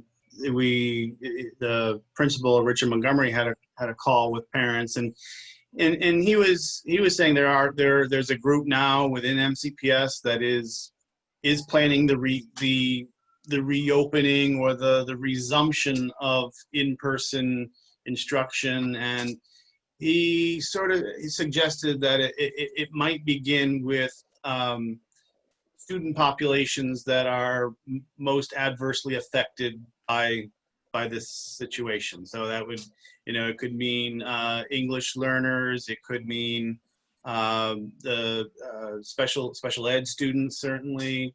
So it sounds like, and this might happen even, depending on the trends and the numbers and all that, that this could happen even potentially before January, when they were, in the time frame that we were given with the announcement so far. So it sounds like there are some things in the work, but there's an awful lot to it, with transportation and food and all that. So yeah, there's a lot of thought that goes into it. But it sounds like, based on his Mr. Monteleone's comments the other night, there are some discussions about looking at getting back even sooner, but maybe for very limited student population. I have my cousin is a school teacher, a grade school teacher in Baltimore County, and they just announced, well, they had virtual learning, and they just announced this week that in I think end of October, that they're requiring all the teachers to be teaching virtually from in the schools, so that teachers won't be able to teach from home. They'll have to teach from the school, and I guess step toward it. But like in her case, she has a kindergartner.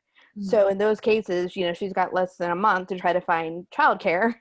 Her husband is also a teacher. So I think there's a lot of moving parts and pieces. As much as it's a struggle and it's a stress on us as parents of MCPS students, we have to also acknowledge and realize that, the teachers are also, I hate to say that they're humans too. And there's a lot of moving parts and pieces, like the transportation, and all these other things. And as much as I have a 12-year-old son, trust me, I want him to be running around, going someplace else right now. I love him to bits, but we're all gonna, pull our hair out. But I feel like the reason why our county is doing as well as we're doing in the entire state is because we have put in much better limitations on what we can be doing.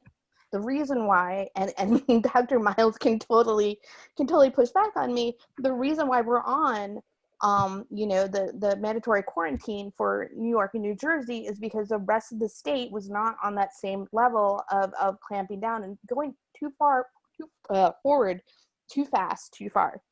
And my concern is, first of all, I think Dr. Gales, if you haven't listened to him speak, he's our county medical officer. He's amazing.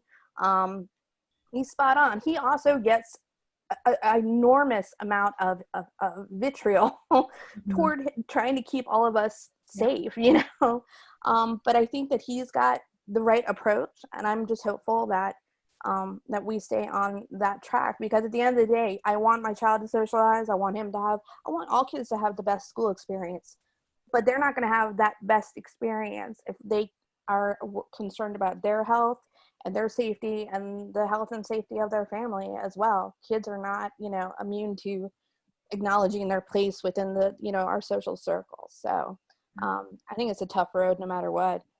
Well, I'm not suggesting that Montgomery County turn around in a month and tell all the teachers you need to go back to school. I'm asking if they are planning for the 2021-2022 school year, which is very far off at this point. And it's a reasonable goal to try to plan for that seriously. And if they get to where, they take care of everybody, including the teachers who have kids, and I understand my kids are younger than 12. So, they can't be at home alone. I'm not suggesting we turn around, but we do have to plan for this. This may be the reality for the next 5 years, and they can't be home for that long. They just can't. So there has to be a balance, and we have to find a way to strike that balance and respect everybody's needs and everything. But like you said, our kids are pretty lucky. I think most of us here are able to telework, but I'm also looking at a lot of kids who don't have that luxury, and being home is not better for them at all. I mean, they're not having enough to eat, you know, so ultimately the virus is actually less of a concern for them, for some kids and some populations, than it is the other concerns that they have as a daily struggle. So we have to balance that as well. And I'm just suggesting that. Yeah, no, I didn't mean to imply that you were, I was saying there's such extremes out there, right? Like where you're saying in a month for everybody to go back versus, you know, oh, we're never going to go back. And I think just some sort of thoughtful planning, kind of like with the testing in the county, right? Like we have an opportunity now to have a real infrastructure in place for COVID testing across the board, to have, you know, more than one, you know, state-run site. We still, as of still only have the White Oak VEIP station that's only open, you know, a couple hours on a couple days. Like there are things that we can do to be in place so that when that vaccine comes out, those testing sites can then also become vaccination routes. Like there's an opportunity here to plan, but I'm totally with you. I just didn't want you to think I implied that I thought you were trying to rush it, because I know where you're coming from too.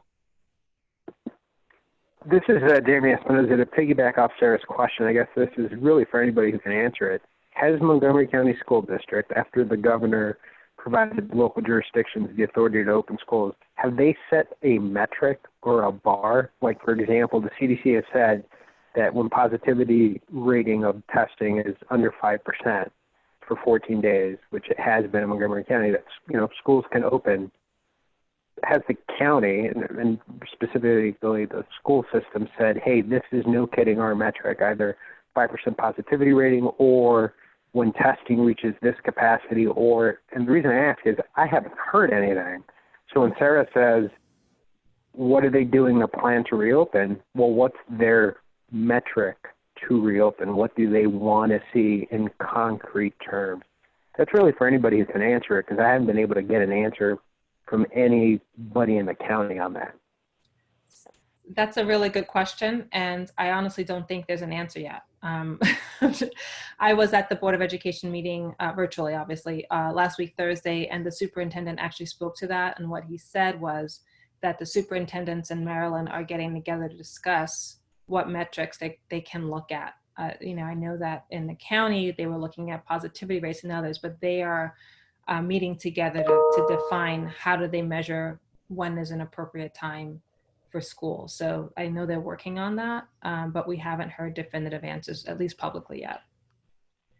So, Sarah, I think that answers your question that they're not doing anything because they don't know what they need to do for what. But Dr. Myles, that's Dr. not Myles, exactly nothing. They just something... haven't set benchmarks yet, which is an important thing. Sorry, Marissa. No, it's okay. Jamie, if Dr. Myles can pop in, because I think this also connects to Dr. Gale's benchmarks and what his different metrics are for pushing us forward through the phases. Now, I don't have a whole lot to add other than to say that some of the higher level discussions that were going on when there was this rift between what the state wanted to do with regard to private schools and what Montgomery County was recommending had to do with the lack of guidelines from the state on how to reopen. And as far as I know, I was just Google searching a second ago, there have not been standardized guidelines for the state. So it's one thing to say open, you know, and a restaurant or a school, what have you. To your question, sir, yeah, when you don't have any metrics to use, it can be kind of hard. And I applaud the efforts that my colleague mentioned that, you know, the superintendents throughout the various counties are getting together to figure stuff out. But yet it sounds like a work in progress. And to the larger point that was brought up from the previous question, I agree. I think that we should all certainly hope for the best, but plan for the worst. That goes in terms of city finances. We're gonna have that discussion come Monday, as well as, you know, keeping your soap and sanitizer, toilet paper stock to, you know, thinking about schools. And I'm glad to have my colleague on here who knows a whole lot more about the intricacy of the school situation than I do. That's all I have.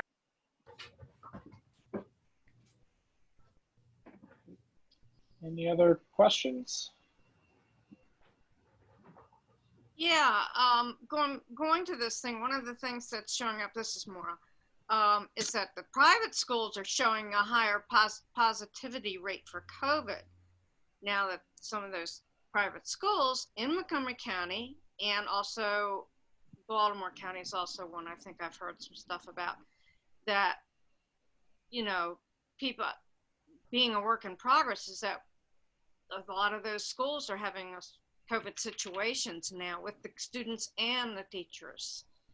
And I think, you know, it's a terrible thing that this is happening, because I think it's really hard on everybody involved. But, you know, I don't think at this point we can really make any decisions. I agree. I'll say very quickly. I mean, we can even, the private school, public school piece is unfortunately politicized a little bit. But I think, again, at the end of the day, everybody wants what's best for the kids. We can think about childcare, just, you know, daycare for your children. So we lost our childcare provider. But there are people whose jobs mandate that they can't leave a 2-year-old or 18-month-old at home. So the question is then, what do you do? There will be risks. So my job today, every day kind of is different for me over at Wall Street Bethesda. But today I was working the COVID tent. And so people call in and say, hey, does my child need to be screened? I'd go and screen them or what have you. But most of the kids I see are kids from daycare. Now, I'm not going to shame a parent for sending their kid to daycare because, you know, their parent, you know, one's a nurse, the other is a dentist. But we have to figure out ways, to the previous question, of how to do it safely. And recognizing that if we do send our children to daycare or to school, private or otherwise, that there are certain risks that are inherent in it.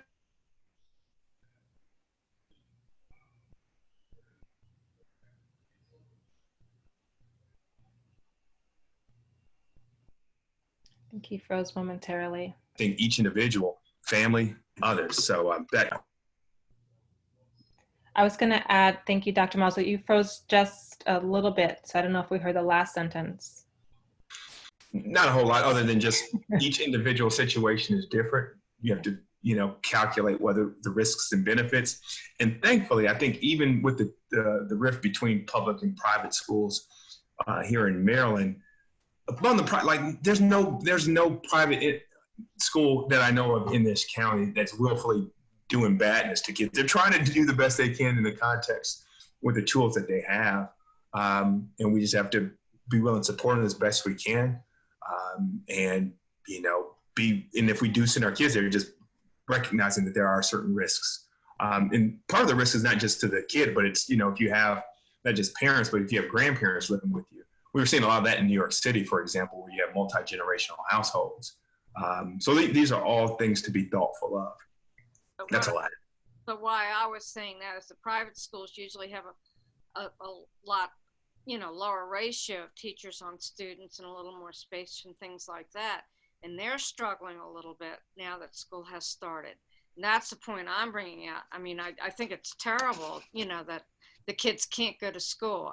Kids learn from each other as much as they learn. I was an only child.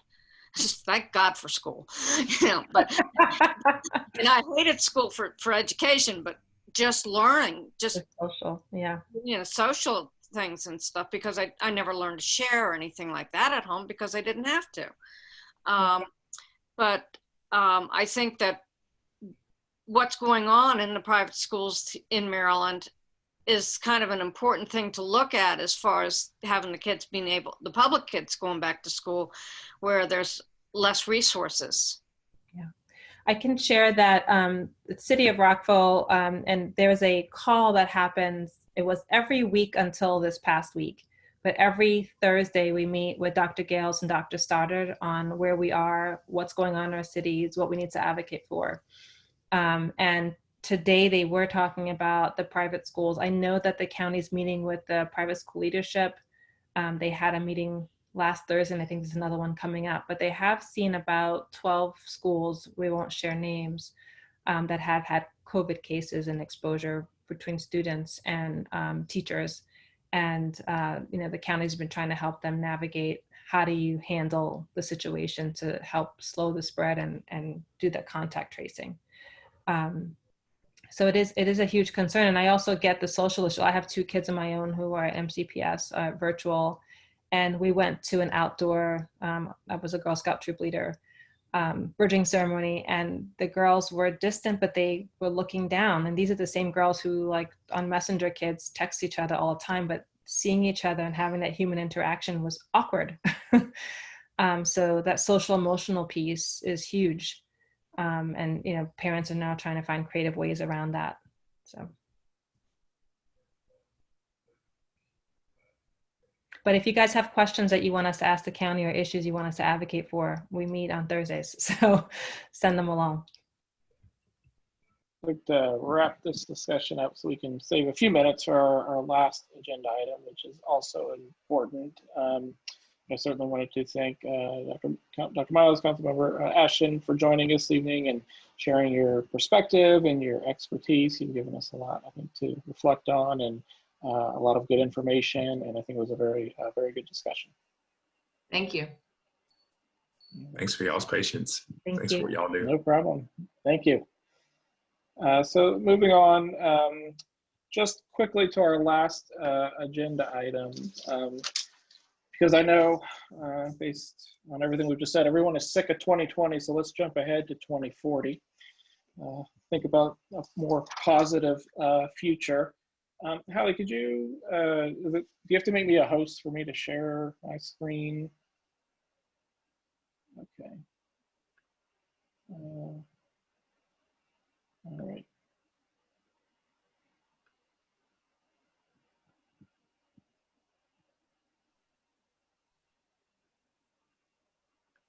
I went ahead and made you host, Mike. Okay. I don't know actually how to share my screen.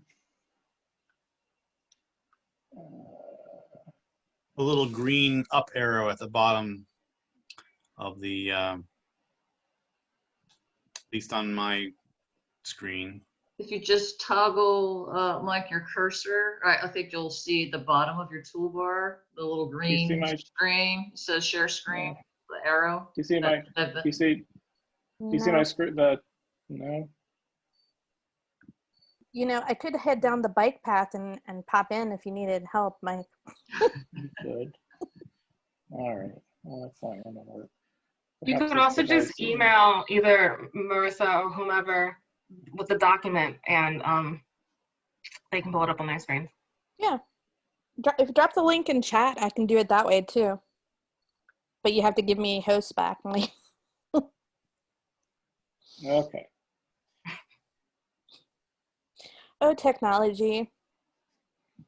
Oh, technology. All right, I just sent it to you. Okay. Can you give me host back? I don't know. How do I do that? Oh, Lord. Baby Jesus.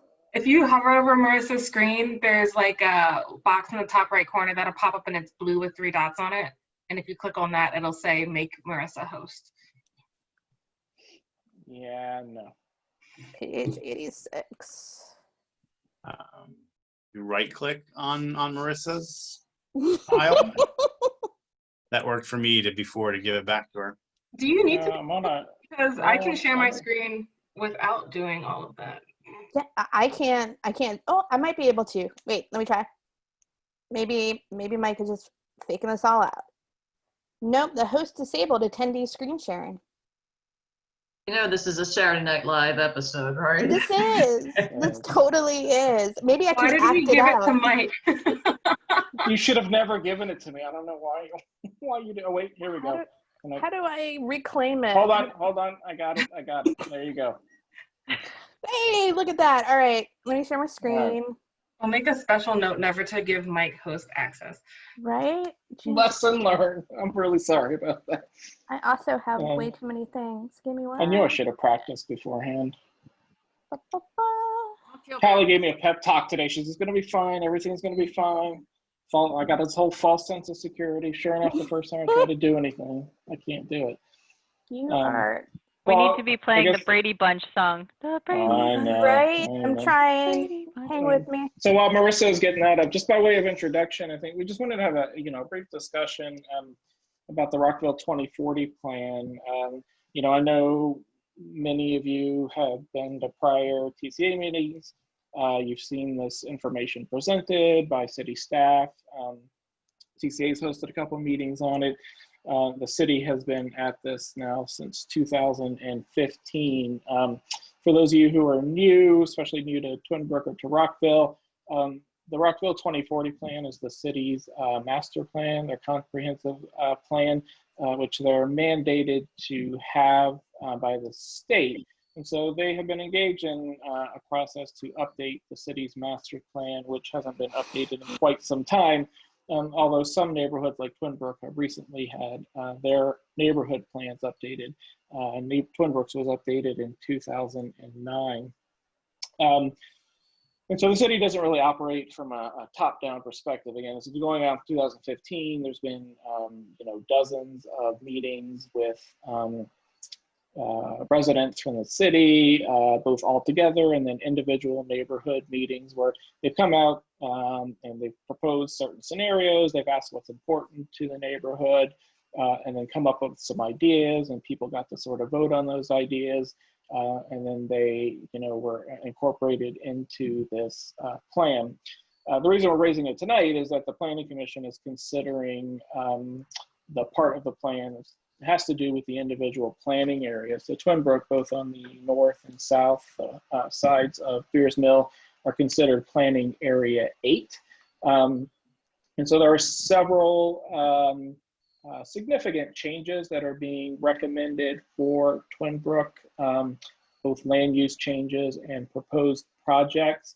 And again, this is sort of a long-term vision of where the neighborhood could go. What do our current values reflect? Where would we like to see the neighborhood over the next 20, 30, and 40 years? So, we don't have time to go through the entire plan or everything that's happened, but if you scroll down, Marissa, to the next page, the one that has the map here.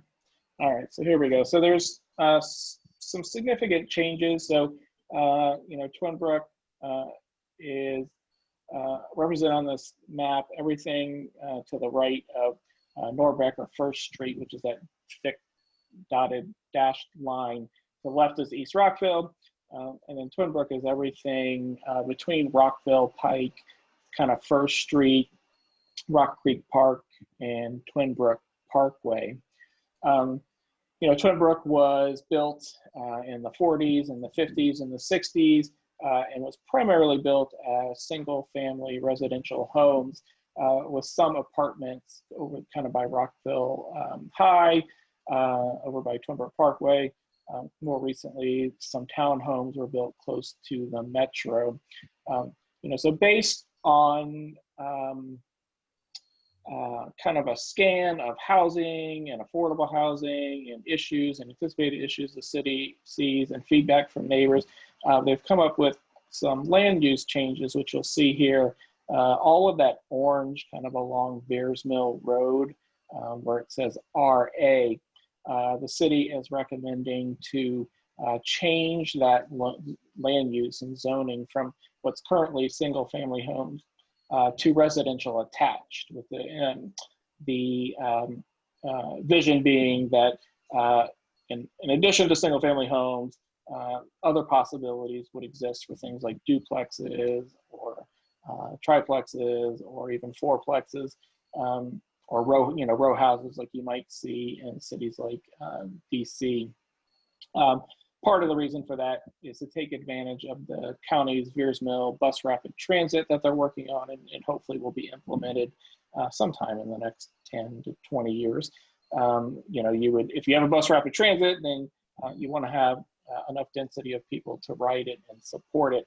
The other reason that they recommended this, and you'll see where it has like the A2 and the A3 and the pink circles, is one thing that people all over the city, including Twinbrook, really asked for is that they had something they could walk to, like some shops, a coffee shop, or some sort of local neighborhood business. And so changing the zoning to allow a little bit more density along Beers Mill Road, would also support those shops, and where those would be kind of what's envisioned there that's at the intersection of Beers Mill and Broadwood in Edmonston.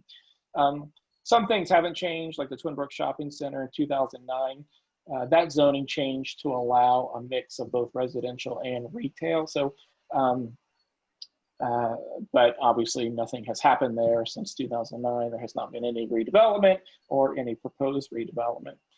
The other significant change is down by the metro, where you can see there's a little nook there, a corner, where also like Beers Mill, there's currently single family homes, but the option would exist for people who own those homes and that property to, build, or somebody bought that property to build things like townhomes or duplexes, residential attached. So not big apartment buildings, but a little bit more density with attached residential.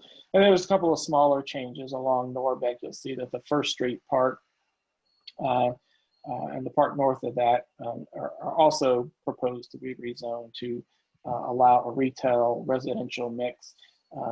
Currently what the city considers underutilized and non-programmed space to allow residences built there, maybe a small apartment building with a little bit of retail mix. So the public record is currently open. That closes on October 7th. So we encourage anybody who has an opinion or ideas or concerns or just wants to express support for this vision to email the Planning Commission by October 7th. There's also a form on their website that you can fill out to submit testimony. And then on September 23rd, they're having their second public hearing on this, which TCA will present at, which is why we wanted to get some of your feedback so that we can consider it as we build our testimony. And then after that, the Planning Commission will take some amount of time, probably a couple of months, to go through the plan, go through all of the public comments they've received, and then to either make changes or keep as is. So with that, we just really wanted to open it up for anybody who had any questions, concerns, something that you would like TCA to consider as we build our public testimony, so that we can take that into consideration over the next 2 weeks. Hi, this So is. Hi, this is. Sorry, let's go Cynthia. Yep. Yeah, no, I'm sorry. Can you cursor down just to the tip around the metro? Yeah. Yeah. And so that A4 there, I mean, I'm looking at just running parallel to Rockville Pike and the train tracks. Clearly that's Lewis Avenue. I'm just trying to get my bearings here. And so the proposal would be for A4. That would be the attached residential that you're referring to? Correct. Yep. Okay. And does that describe sort of the density mix? I mean, it sounds like it's all different housing types. Multifamily, duplexes, potentially triplexes, and other sort of housing arrangements. Yeah, if you would, you don't have to scroll up, Marissa, but if you scroll up, the plan really kind of talks about what they would envision there and the design elements. And yes, it's primarily, wouldn't be like multi-unit housing like the Avalon Bay type building. Would be more like duplexes, triplexes, those types of things. And related to something we mentioned at the President's report is, so we're all planning Area 8. The townhomes that were built, I think in the 80s or early 90s, the Cambridge Walk communities, they are historically have been part of our planning area, part of the Twinbrook planning area. But this plan recommended that they actually be part of the Rockville Pike planning area, which incorporates everything you see kind of there in that blue, teal, whatever color, and then around the metro station. And they really wanted to remain part of the Twinbrook area, primarily because I think the city was proposing some, you can kind of see it like where the Twinbrook Community Church is at the corner of Halpine and Ardennes. I know. It sounds like that owner is seeking to sell that property to a developer. And if they were to be part of the Rockville Pike, it would maybe allow a little bit more of intensity development that the Cambridge Walk community wasn't comfortable with. So we certainly supported their wanting to remain as part of our planning area, and we look forward to working with them going forward about what to do with that property, as well as the one that's kind of right by the pedestrian path. Is that the one that got grandfathered in? That's the I'm not sure. I walk by it frequently when I took Metro every day until I started teleworking back in March. That one, I'm not sure what the businesses that are running out of that one, but that one was supposed to be ultimately sunsetted, right? Whatever they're zoned for. Yeah, and there's others that probably know the history better than I do. Yeah. I think it was always kind of left a single family home, and the owner of that property has wanted to redevelop it for years, including doing townhomes, but met a lot of opposition. And so, that's another one where I think the city was recommending, sort of that residential flex designation. So, those two properties, I think in particular, are probably primed to develop at some point here. Oh, absolutely. Soon. Yeah. All these things that are residential attached, along Veers Mill and by the Metro would be contingent, of course, on the owners of the houses there selling their property or choosing to develop, a duplex on their own. Who knows if that would ever happen. But the idea is that, if we're having transit along Veers Mill and we have the Metro station, that's where you kind of want the people and the density. So that was the idea behind that. Absolutely. And if you're looking to solicit sort of opinions around there, I'm very much a proponent of smart growth and density around transit hubs. So I clearly will read more about this, but at first blush, I definitely support that. Great, thank you. Mike, this is Jamie Espinoza. I provided testimony last week for the Planning Commission, and I'd asked TCA to consider what I'm about to say. But in volume 1 and 2 of the plan, as you would think, the planning staff did not incorporate or take a pause to look at the emerging data regarding people's housing decisions based on the current pandemic. And so my testimony to the Planning Commission wasn't necessarily, hey, change this about the plan. It's just, hey, before this goes to mayor and council, please have the planning staff go back and take the time to look at the emerging data regarding people's housing choices and teleworking options, and really highly consider if in 2040 they really view that there's going to be a need for infill and small-scale multi-unit housing concentrated around transportation hubs, and take into account the fact that the last couple of months have set record sales for single-family homes. And in light of the fact that many employers are already making the decision to allow people to telework through 2021, some folks have even said indefinitely, will cause a lot of people to just say, hey, forget it. I'm going to move up to Hagerstown or West Virginia, where I can get 2,000 square foot home for, $300,000. And because now I can just telework. There's probably not enough data to make altered plans, but it did seem to get the attention of some of the folks on the Planning Commission. And all I ask is just, take the month and at least have a blurb in either volume 1 or 2 about, hey, this is what we're thinking COVID may do to this. And their conclusion may be it's going to do nothing and that this plan is still valid, but at least take the time to do the analysis. And Mike, can I jump in on that? Sure, yeah. Go, James. James is our expert housing expert. He does housing policy for his day job. So experts pushing it a little, but they do pay me for it. There's not, and I'm gonna say this pretty straightforward. There is no emerging data that people's housing choices are changing. You have seen sales on single family homes, which is mainly due to the lack of inventory that's there, and the fact that people that buy homes were the ones least likely to be hit by a job loss. We haven't seen any data or anything to suggest any sort of population, different movements of population than we've seen over time. COVID is not going to, neither is work from home going to affect people's long-term housing choices, or at least if it is, there's been no data that we've seen for that at all. It's all conjecture at this point. There's been a lot of nice profiles in the Washington Post, but we haven't seen it coming through in the financing or through Fannie or Freddie or anything like that. So I think their planning folks are probably gonna tell you that they've been whacking at this, and they've been looking at the population and the movement for a long time, and that there's no evidence right now that it's going to change anyone's long-term decisions and movements. No, and I appreciate that, James. All I'd ask is for TCA to consider asking the Planning Commission to at least include that analysis in volume 2 or 1 to make it clear to the community that they thought through and have an explanation. Does that make sense? Yeah, but I don't think that's worth, I mean, quite honestly, I'm going to say that from my position, it's not worth them delaying this any further.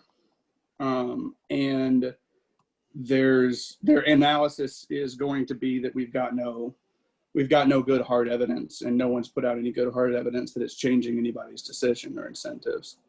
And that's all I'm asking for, right? As long as they include a blurb, otherwise the plan that goes to mayor and council will include nothing. And they might as well spend half a day and just write something. Well, I mean, and they do that. I just don't know that it's TCA's like it's in our bailiwick, quite honestly. Ours is the neighborhood and the community, and we've got plenty of stuff to talk about without telling them how to do their jobs, honestly. I appreciate that. I made my point. Thank you. I have a question / request. I think I did peruse the plan at some point, and I remember seeing something about the Rockcrest Ballet Center. I think that's a place where Twinbrook could really take advantage. It's a very small, my daughter has taken ballet there before. It's great. The teachers are great. The classes are great. But it's a very small space, and they really need more. There seems to be enough room. Is there any plan? I don't know if the planning document's the right place for this, but to expand the facility so that we can sort of capitalize on the desire. I mean, Rockville is very well known for its ballet programs, and the Rockcrest Ballet Center is a really great location in our community. It's a neighborhood place, and I just thought that it would be a great thing to, as part of the long-term plan, would be to again capitalize on the ballet programs, the strength of the ballet programs here in the city. The desire, there's a lot of families in Twinbrook, and having that center be in our neighborhood, in our backyard, essentially, is really great. And just making more space so that it can accommodate more classes. Just putting it out there. For boys and girls, equal opportunity. No, thank you. So there is, we didn't go over, but also in the plan is a list of projects to be included in the plan or studied by the city. And there was something about explore the feasibility of expanding the Twinbrook Recreation Center, but there wasn't anything specific about Rockcrest Park. So I think that's probably something we can definitely, in your angle about the ballet is good, because we know people all over the city that come to do classes there. So some of the other, Marissa, I don't know if you can scroll down to the projects. So let's see, project 1. So some of the things that are included in the project, as the county was exploring the VRT, one of the things that we've worked with the city on is having them advocate for a station at Veers Mill and Atlantic, both because the shopping center is there, so it makes sense to have the shopping center there, and also could spur the redevelopment of that shopping center potentially. Also, that stop has one of, if not the highest ridership along Veers Mill, but it wasn't a stop originally envisioned by the county. So that's one of their projects. Project 2, the planned improvements of Baltimore Road, that's already moving forward. They should be beginning construction on that here in the next few months. Project 3, I know, is something that has come up many times over the decades about extending Lewis Avenue through to Fisher's Lane, so kind of through the metro. Traditionally, the neighborhood has taken the stance that they did not want that, primarily due to concerns of cut through traffic. So be interested if anyone has any thoughts about that. And then, you know, just some other things about extending Atlantic through the shopping center, if that's ever redeveloped. Studying the feasibility of making changes to the Lewis and Edmonston intersection, which is kind of a mess today and always has been. Again, the big thing that we're continuing to push for is a pedestrian crossing across the tracks. Here's that one about expanding the Twinbrook Rec Center, but we can add Rockcrest to that. Oh no, there is. Review the demand for space at Rockcrest Ballet Center. I totally missed that, so it's in there. We'll definitely put a plug in though for it.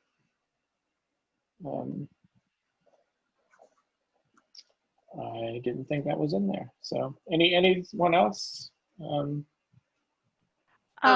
P6 is a big one for me and many folks around me. I live right off of Lewis. Yeah. And so this is, I don't know if Lou is still on the call. We've chatted about this one for some bit, but it's about getting, essentially, if you live on the other side of the tracks, I'm doing air quotes here, it's more challenging, you know, either by car, bike, or whatever your transit mode is to get to the other side, meaning that side of Rockville Pike. And so having a pedestrian bridge over the rail tracks, CSX and Metro, would be incredibly helpful. I mentioned, Lou, I went to a bunch of the Twinbrook Quarter meetings where we were pretty vocal about that.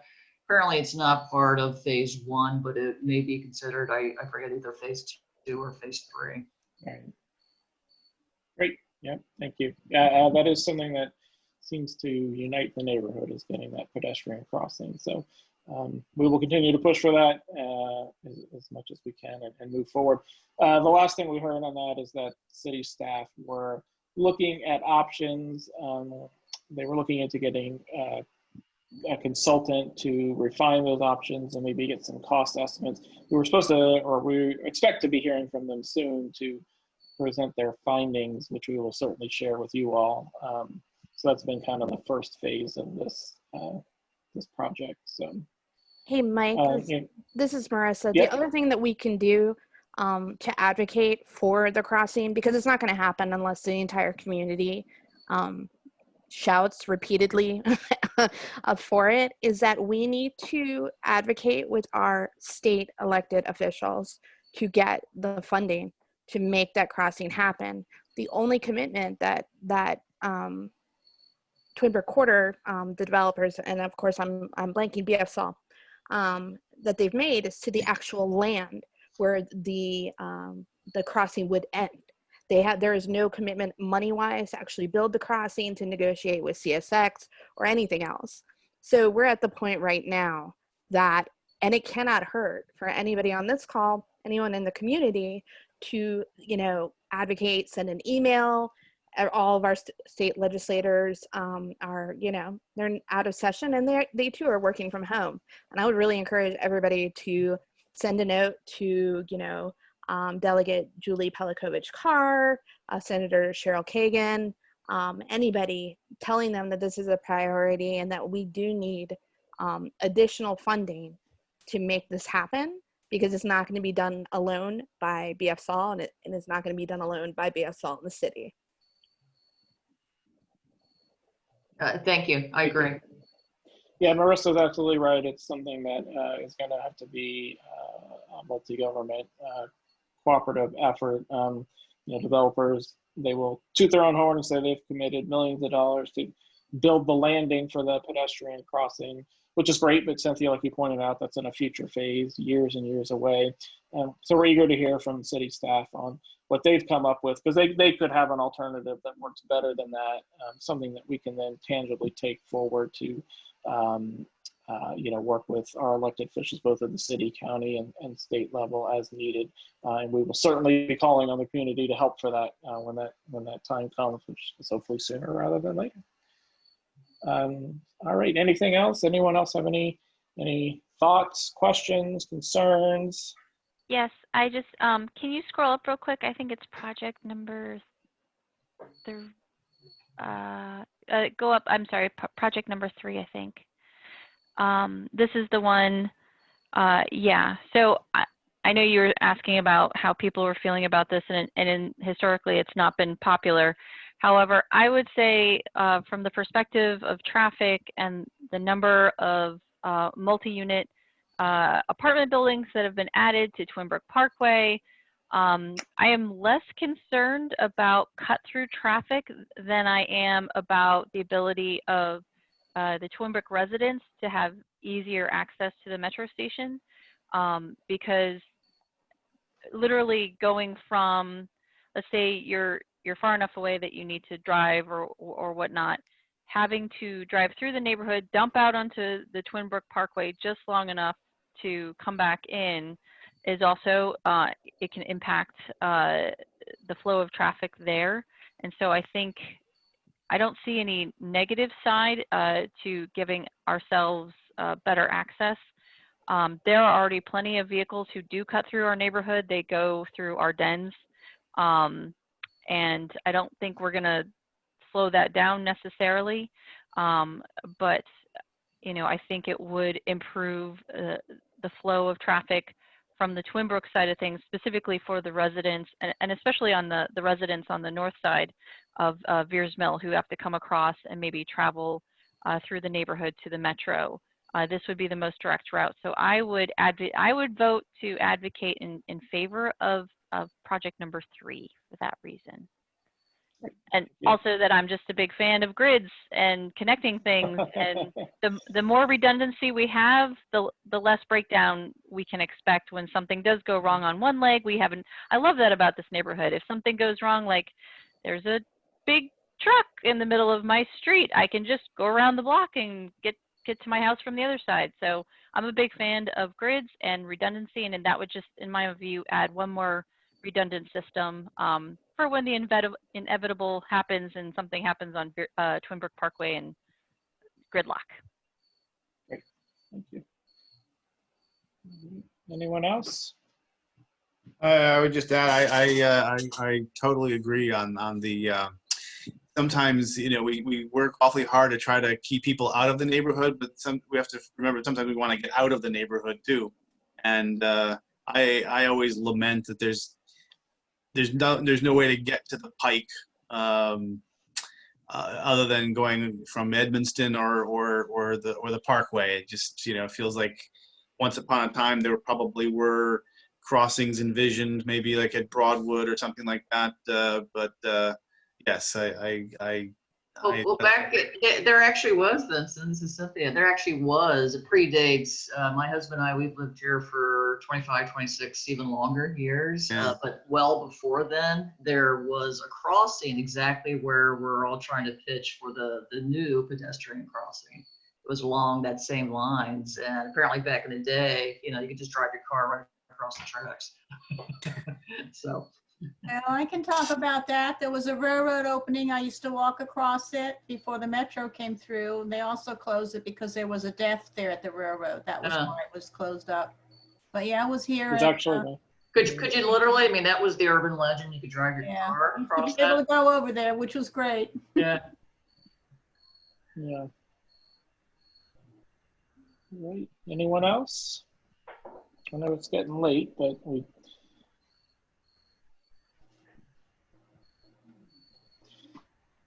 Again, you know, encourage you to submit your feedback, you know, to the Planning Commission through their website, through an email. You know, show up at the commission meeting virtually, which you need to sign up for on the 23rd. But certainly TCA will be presenting some testimony at that meeting and submitting something in writing. If there's anything that comes to your mind or any questions you have, you know, please feel free to reach out to us. You know, we're more than happy to have, you know, one-off conversation offline and hear your thoughts, your questions, your concerns. Because city really does want to and puts a lot of stock in hearing from its residents, and they take the time that's necessary to hear from everybody. as they work on these big plans. So, this is plans been going on since 2015. Who knows how long it'll be. The next step after the planning commission is for it to go for the mayor and council, who will, have a further round of public hearings and public testimony and workshops and, as they go and consider the plan and make any changes that they want, especially from what they hear. So. Be 2040 before you know it. Yeah, then they have to rename it the 2060 plan. You might have to. Right, the 3000 plan. That's right. Yeah. All right. Well, it was a long evening, everybody. You made it. Thank you. It was a good meeting.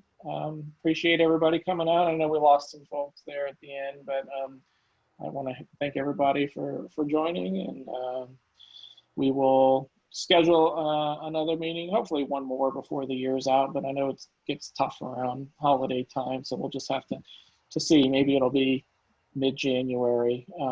We'll continue to send out Twinbrook Twine, and please, we'll share any important information through that, and please email myself and especially James anything that you want to see in the Twine, anything you think your neighbors need to hear, and we'll get it in there.